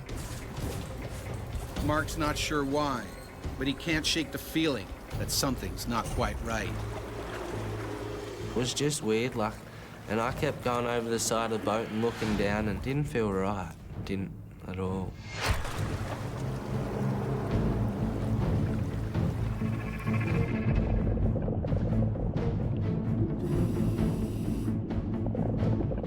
I was getting into cruise mode. You sort of get into a daydream mode where you just work and forget about everything else. It's so peaceful too. You can only hear the hum of your air regulator.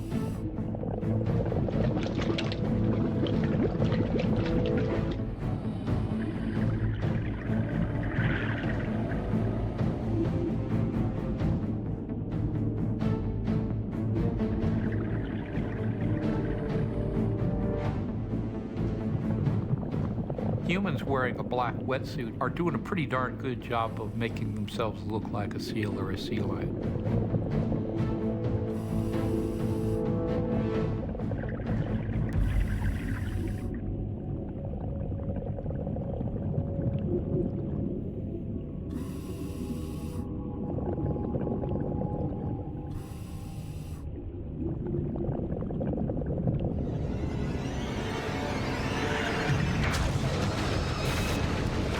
One second it was daylight, the next second everything went black, and a really nasty vice-like pressure crushing my chest and upper back.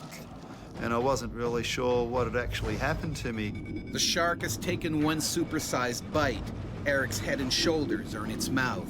One arm is down its throat.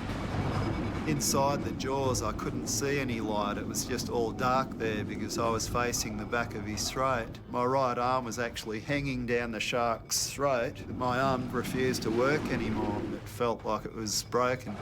The head in a seal is the working end of a critter, and sharks know that much. If they can bite off the head, the rest of it's an easy meal. I'd never experienced anything like this in my whole life. Eric's lead vest has stopped the shark's razor-sharp teeth from slicing him in two, but this only makes the animal more determined. Then I started to get shaken horizontally with a really hard threshing motion. When a shark head shakes, what it's doing is dragging its teeth, especially its upper teeth, through the prey from side to side like this. and sawing through the prey. By thinking, oh, is this the end? Is this what it's like to die? I was actually getting eaten alive.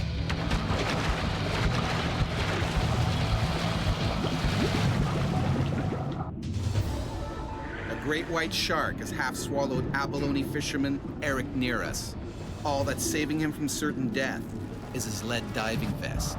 My instinct kicked in, and I had a free left hand, and I started to feel around the jawline of the shark, and I reached up higher, and I felt a slimy membrane. I realised that must have been the eye.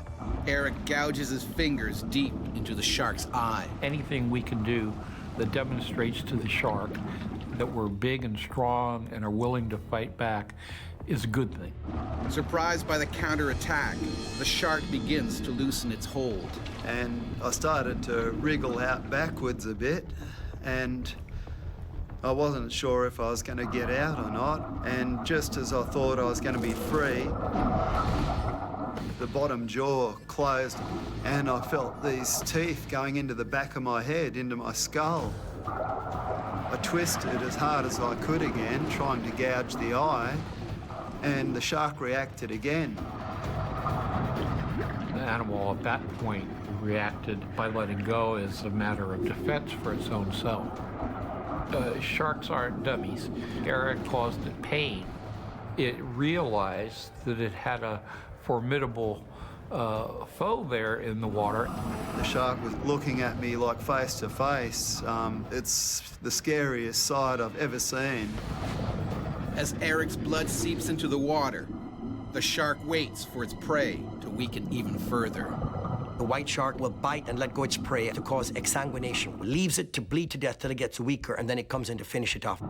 You really think your time's up. You think, okay, it's got me. It can fly into me and finish me whenever it likes. When you're in a situation where you feel you're going to lose your life, you get a few thoughts that flash through your mind. And I thought about Mark. He'd never see me again. And I knew the mental effect that would have on a 16-year-old. Sort of tried to calm myself down, and I thought, well, if I panic, I'm only going to be dead anyway.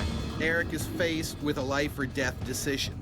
Swim to the surface, or try and hide from the shark somewhere on the sea floor. The water was going a dirty brown colour around me from blood loss. Blood attracts sharks, and that's when I made the decision that I was going to go to the surface. And as the shark slowly circled me, I spread my legs and arms out a bit so it could see that I wasn't the seal. I was something, you know, different to what it normally would eat. Eric heads for the surface. It's a gamble that could cost him his life. If the animal reacts to the sudden movement, Eric's finished.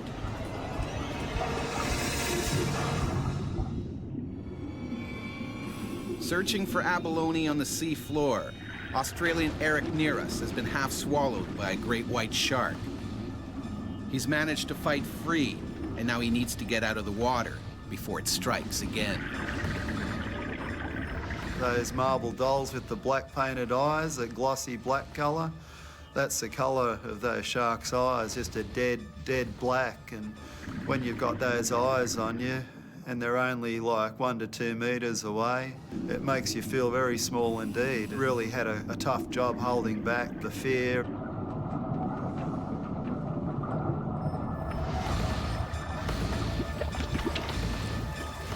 Eric breaks the surface, but the 15-foot monster is still circling below.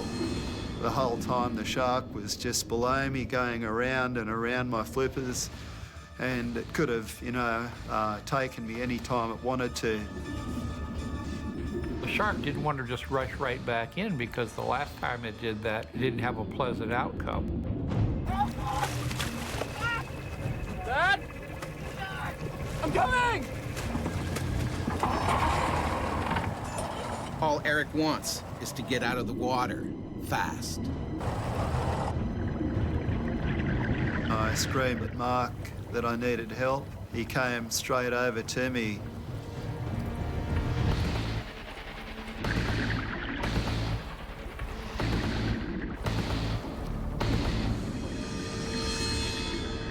Eric makes it out alive, but his wounds are horrific.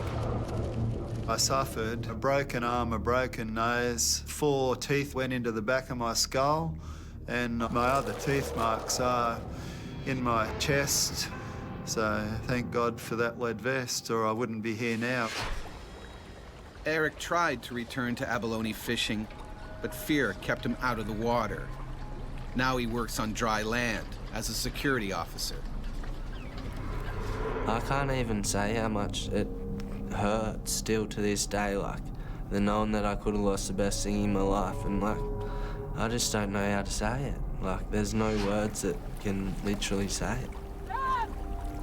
When you've had a narrow escape and you sort of feel you've been given a second chance, it makes a great deal of difference to your life, and all of a sudden you start to appreciate things that you didn't even think about before. We're pretty good mates, young Mark and myself.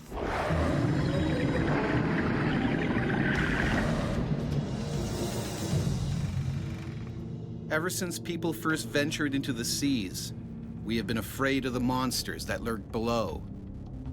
The great white shark has always been the most feared, infamous as a ruthless predator that will kill anything.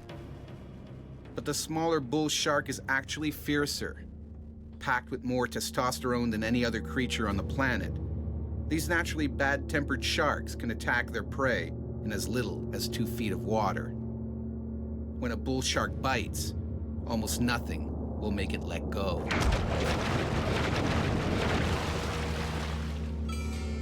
In the summer of 1916, a horrifying series of shark attacks shocked holidaymakers in New Jersey. Originally blamed on the great white, these attacks were in part the inspiration for the novel Jaws. But many experts now think the villains were really bull sharks. The first victim that summer of 1916 was Charles Epting Van Sant. He started shouting for help, but people assumed he was calling to a nearby dog. When a lifeguard finally reached him, his left thigh was stripped of flesh. Van Sant bled to death before reaching the hospital. The Coast Guard was sure this was a freak accident, so beaches remained open. A fatal decision.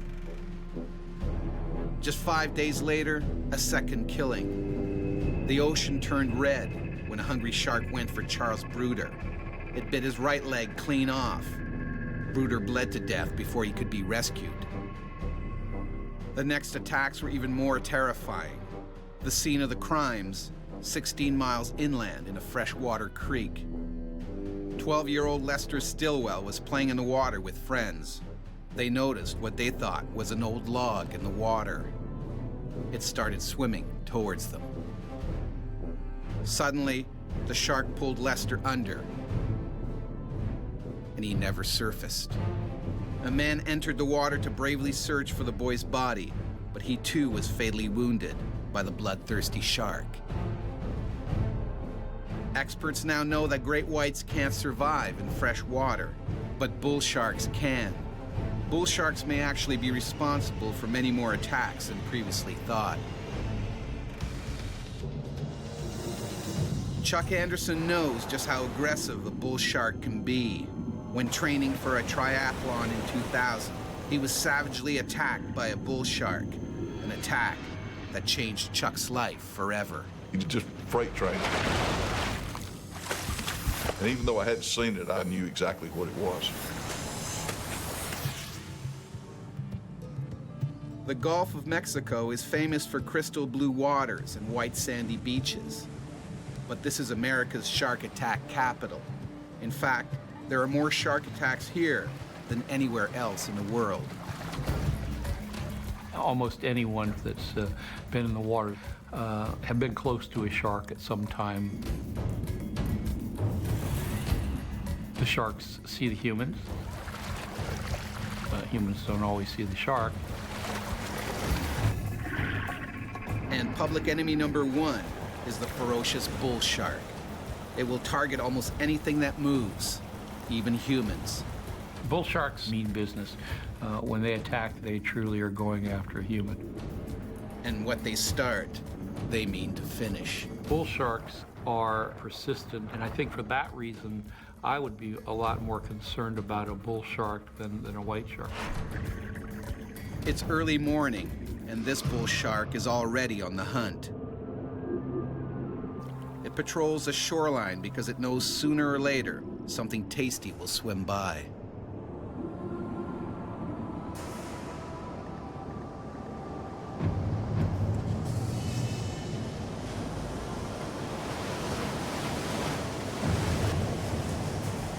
Chuck Anderson, a former football coach and father of two, is training for a triathlon.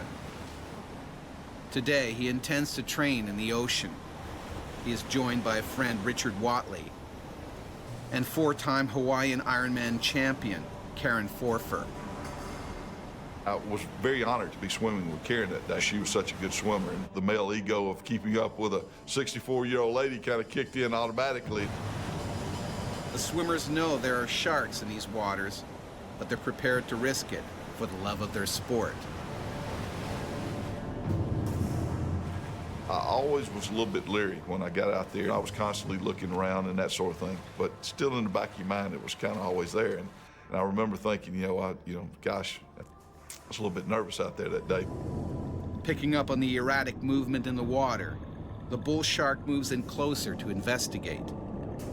Humans are not a natural part of the sea. As a result, we as humans are engaging in provocative acts simply because we splash so much, we make so much noise, we do so many other things that are attractive to sharks. Chuck's friend swims alone in a deeper water where there is less of an undertow. Karen and Chuck, however, feel safer sticking together closer to the shoreline. A decision they will soon regret. After 5 minutes, Chuck finally gets into a groove. His mind is now focused on outswimming Karen. Then we got to a place that I knew were an old set of piling. Pier was built there, and it blown down during Hurricane Frederick back in the late 70s. That's essentially an artificial reef. First, various invertebrates grow on the piling, then fish come to eat those invertebrates, then bigger fish come to eat those, and then sharks come to eat those. And so it's a natural area where, as a shark, one would go to find food. Unwittingly, the swimmers have now entered this shark's natural killing ground. Karen kind of went ahead of me. I'd like to say I was chivalrous and letting her go through the pilings, but actually she was kicking my rear end pretty good. The shark observes his potential meal as the swimmers make their way past the pilings.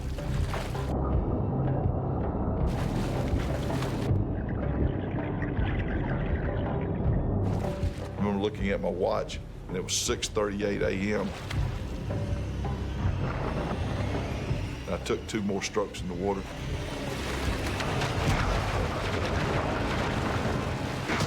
It nailed me.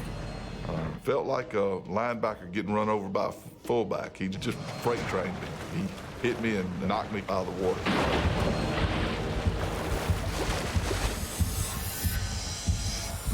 A classic bump and bite attack. The shark was getting a feel for the size and the power of whatever it was going to bite. And even though I hadn't seen it, I knew exactly what it was. I felt like he knew that I was out there in his territory, and he wasn't very happy about it. My big fear was that there was more than one. There was a school of sharks, and that I was in real trouble.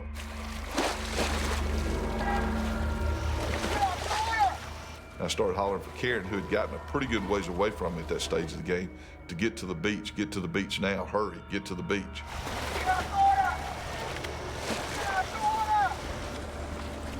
Karen races to shore, but Chuck is too far out. He's on his own. Well, it's a pretty helpless feeling. You know, there was no way I was going to outswim anything that was out there with me. Chuck desperately searches for any sign of the shark. And I was treading water, and I remember looking around on the surface. What Chuck can't see is that the shark is gunning straight for him. I've been a scuba diver before, and when you're down on the bottom, you can see around you. That part of it you can kind of come to grips with and handle because you see what's happening around you. When you're on the surface of the water, I didn't know what I was dealing with. I didn't know where it was coming from. I didn't know when it was going to get to me. I put my face in the water. When I did, up from the bottom was the shark coming directly at me. Chuck begins to panic. He knows the shark could finish him off with one vicious bite. Chuck Anderson is training for a triathlon when he's ambushed by a hungry bull shark. The animal only bumped him the first time, but now it's going in for the kill. I realized that if I didn't get a hold of myself, that if I panicked, that I was going to be in a lot more trouble than if I tried to have a plan and protect myself. And just instinctively, I threw my hands out to push off of him. Chuck's move is disastrous. Took all 4 fingers off my right hand, just clean as a whistle. White knuckles were showing through. I mean, they were literally exposed. Bull shark is probably one of the most powerful biters. Its head is extremely big and robust. It has huge muscles, jaw muscles. It's a very strong predator in terms of its jaw morphology. Undoubtedly, the shark just missed. I'm sure the shark would have much rather had the entire lower arm if it could have grabbed it. The taste of flesh sends the animal's killer instincts into overdrive. This time, he's determined to get a bigger bite. I thought, he's not going to just swim off. There's blood here. He's taking a bite of me. He's going to keep coming back. I realized I'm not going to survive. Fighting a 300-pound shark in open water is a losing battle. A big fear that I had was that he would attack me from the back. You know, I couldn't protect myself if he came from the back and I couldn't see him.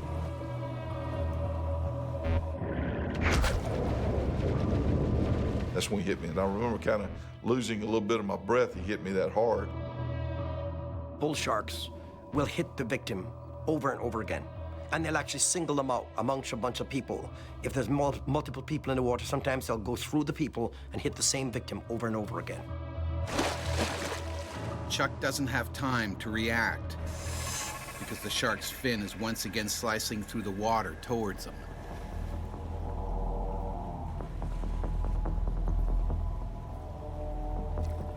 Everything goes in slow motion. You're kind of in a fog, thinking it won't ever end. It's just a strange, eerie type of feeling.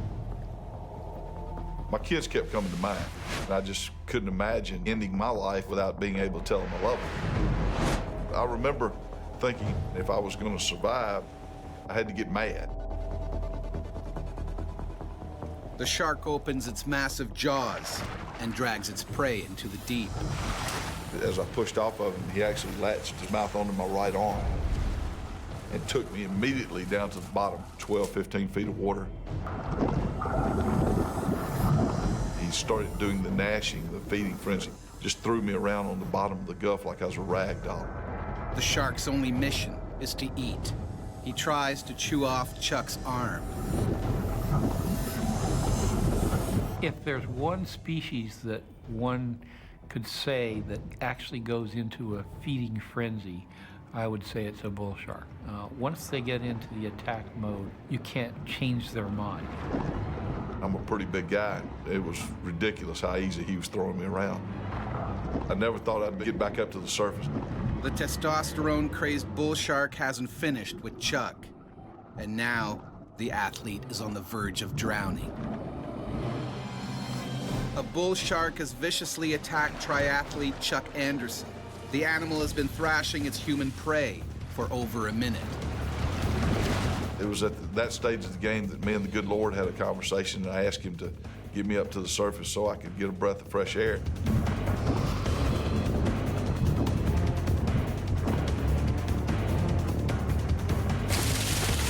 And all of a sudden I felt my heels dragging on sand. Now the shark's dragging him at high speed towards the beach.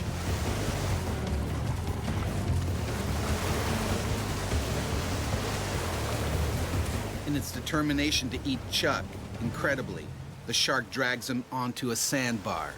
The swimmer seizes his only chance of survival. He couldn't move. I had my arm in his mouth. I was trying to hold my face away from his mouth so that he wouldn't snap at my face. And it was a real unique feeling as I was hitting him, and I kicked him a couple of times, and I was doing everything I could to get away from him, but it wasn't phasing the shark at all. I mean, I know people say poke him in the eye, but when you're dead in front of a shark and the eyes are on the side, you know, I couldn't see his eyes, and being on the surface, that type of thing, I didn't have time to collect my thoughts to, okay, let's poke him in the eye. Or most of it's instinctive, and my instinct was to hit him and kick him and that sort of thing, trying to get away. I couldn't get my arm out of his mouth by pulling, so I worked it up and down twice and jerked real hard. And when I did, it completely degloving my arm. A hand popped off in his mouth.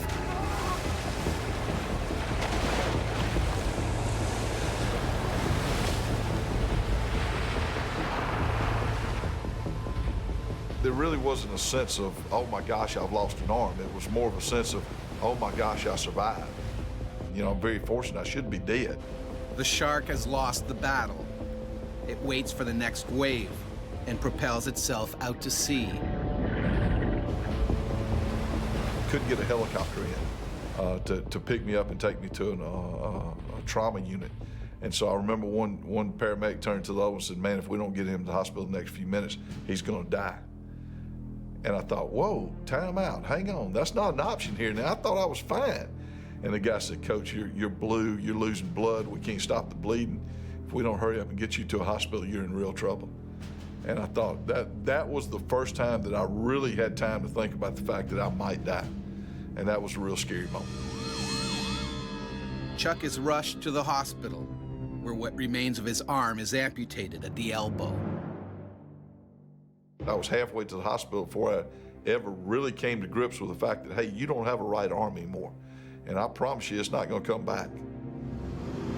Despite the tragedy, Chuck Anderson is determined not to let it ruin his life. Just 10 months after the attack, the father of two competes in an able-bodied triathlon and wins. My kids were on either side of me, and we crossed the finish line together. And, geez.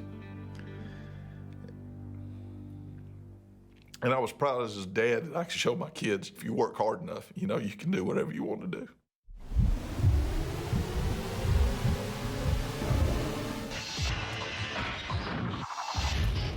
The bull shark may be the most aggressive shark in coastal waters, but in the deep, the oceanic white tip is the greater menace. About 3/4 the size of a great white, this shark rarely encounters people. But when a ship goes down or a plane crash lands on water, the deadly white tip will target human prey. In fact, the white tip is responsible for the largest ever attack on people.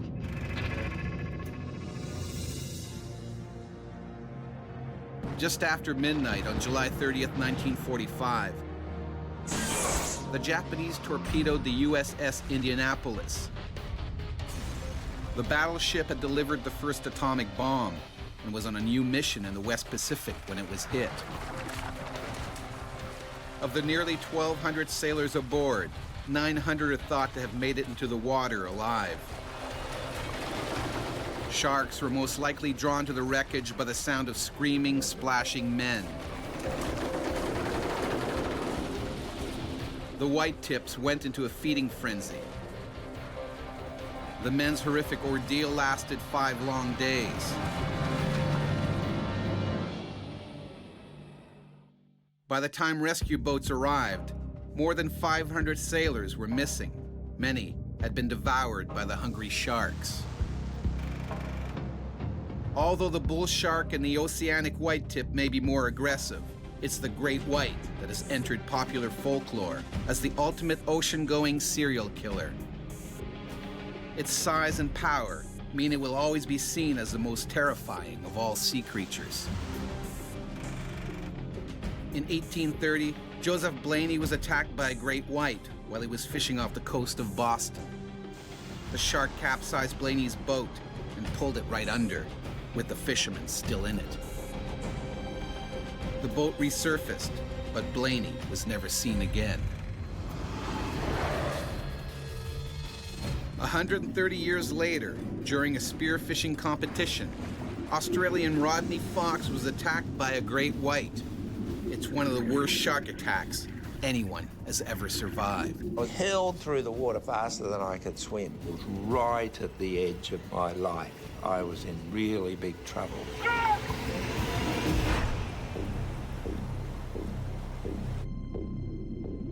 This great white shark is swimming the waters of South Australia, looking for food. He's around 20 feet long and 4,000 pounds. He is constantly on the hunt.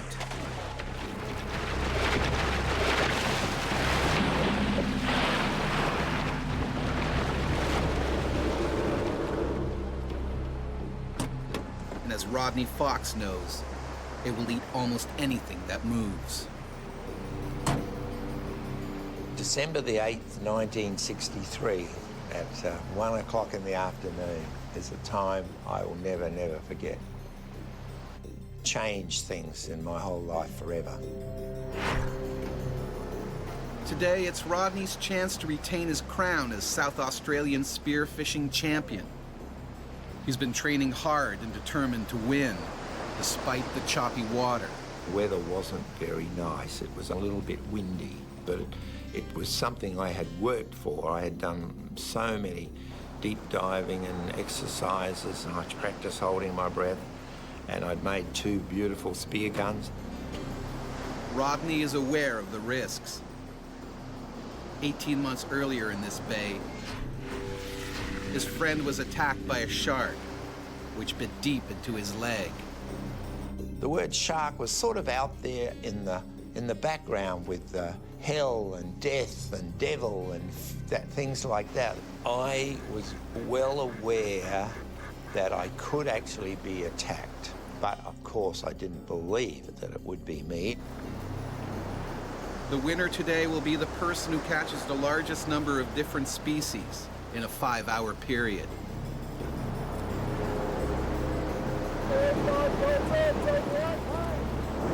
The gun went off and everybody raced towards the shore.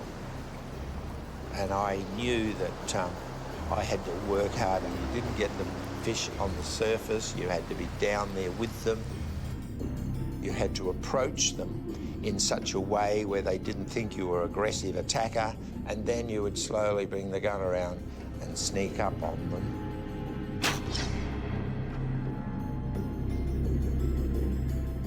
Rodney isn't reckless. He takes precautions against a shark attack. What you do is to attach the fish onto a float that you tow with you on about 10 meters of ski rope. If any sharks came along looking for the bleeding fish, they could take them without getting near you. This great white shark may be miles from Aldinga Beach, but its powerful sense of smell soon picks up on the blood in the water. It stealthily makes its way towards Rodney's tempting catch. Because of their injuries, any speared fish is going to be releasing bodily fluids, blood and other things into the water. Shark, for instance, can smell a single drop of blood in an Olympic-sized swimming pool. That's pretty darn good. Blood from the fish that had been speared was slowly going out to sea. In the tide, it was putting an odor trail several kilometers down the coast. The blood, the struggling fish in the water, any electrical charge it picks up or anything like that, the shark would be attracted to that and probably swim upstream to find it. I was so focused on doing well and looking for fish that I couldn't really think about anything else that might happen.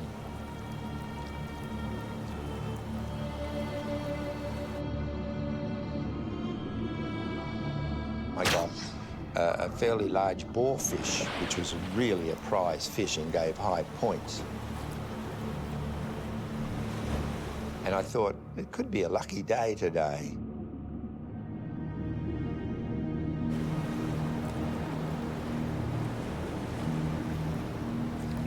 After almost 4 hours in the water, Rodney comes in to weigh his fish and assess his chance of winning. I found out that there was one fish that I really needed that would build up my points. And I cast my eyes over the area and thought, where would I find this particular species? And I thought, well out past the reef in very deep water,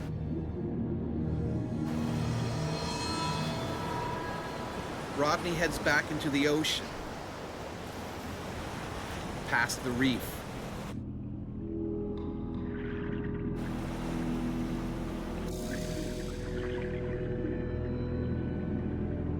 But venturing off on his own puts him on a deadly collision course with a natural-born killer.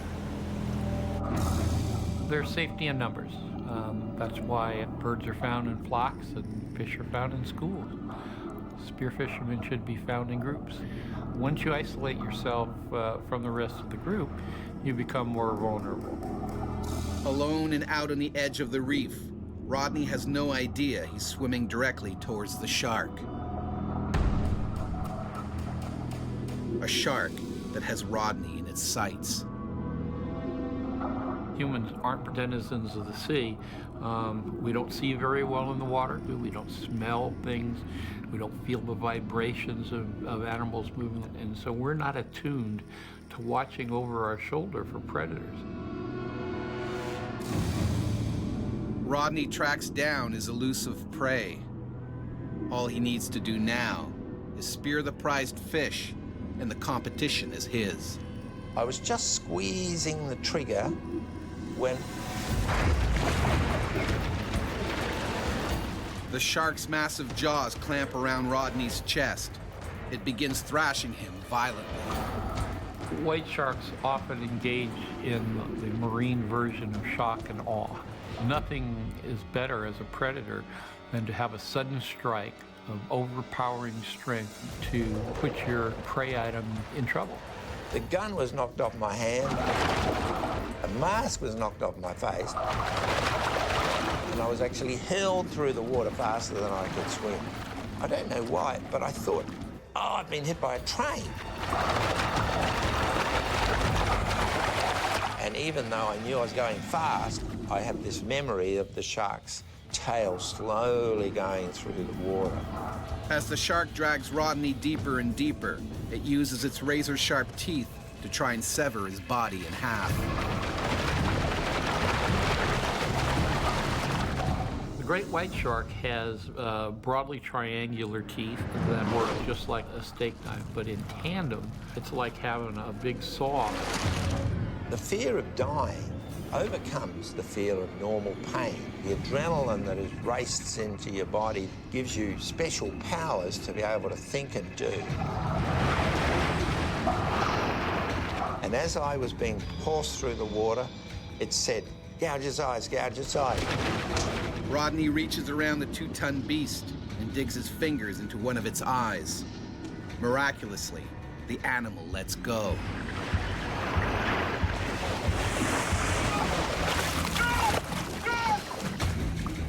But it has no intention of giving up on a spear fisherman.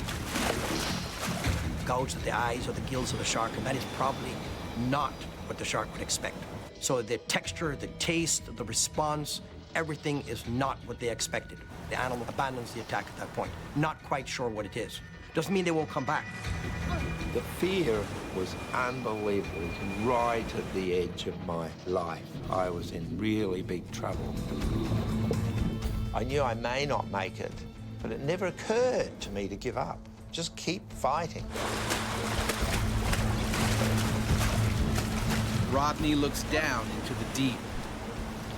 And a picture that stays with me now is of this bright red water, which is my blood, and this great big head coming up from down below with those big triangular teeth towards me.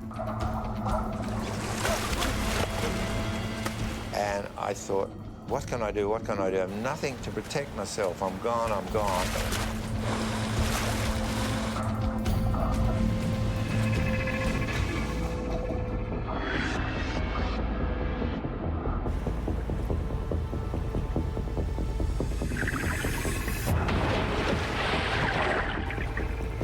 shark turned, instead of going for me, swallowed the whole fish float with the fish.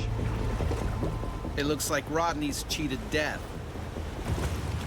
But then, a violent jolt. He's still attached to the float, and the shark dives and pulls him under.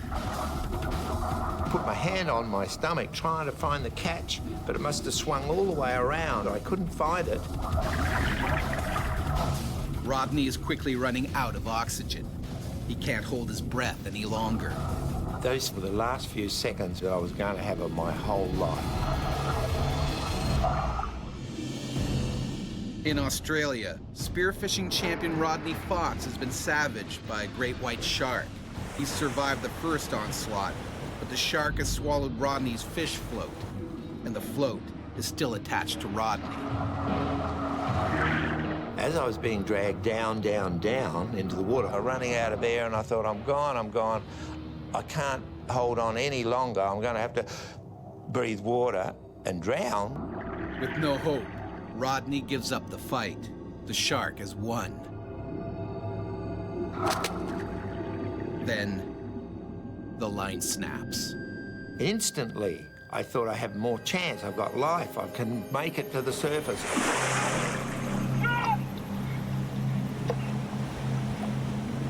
Rodney has to get out of the water before the shark returns for more. Unbelievably, a boat was coming over to find out what all the bright red water was.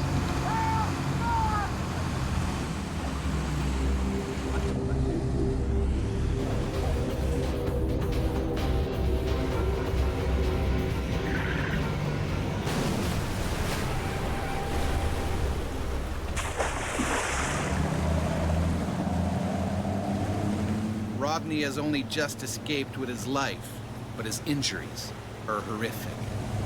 The lung was punctured, the spleen was uncovered, the main artery from the heart to the stomach was just left there, one nick, and I've died.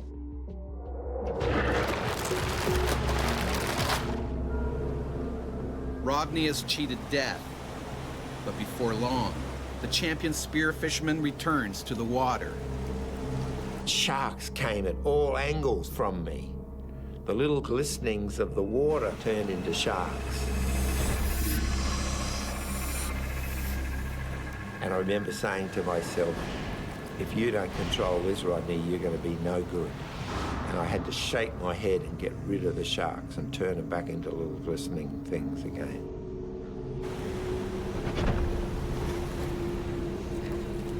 I wasn't meant to go, but you can't get much closer to death than that.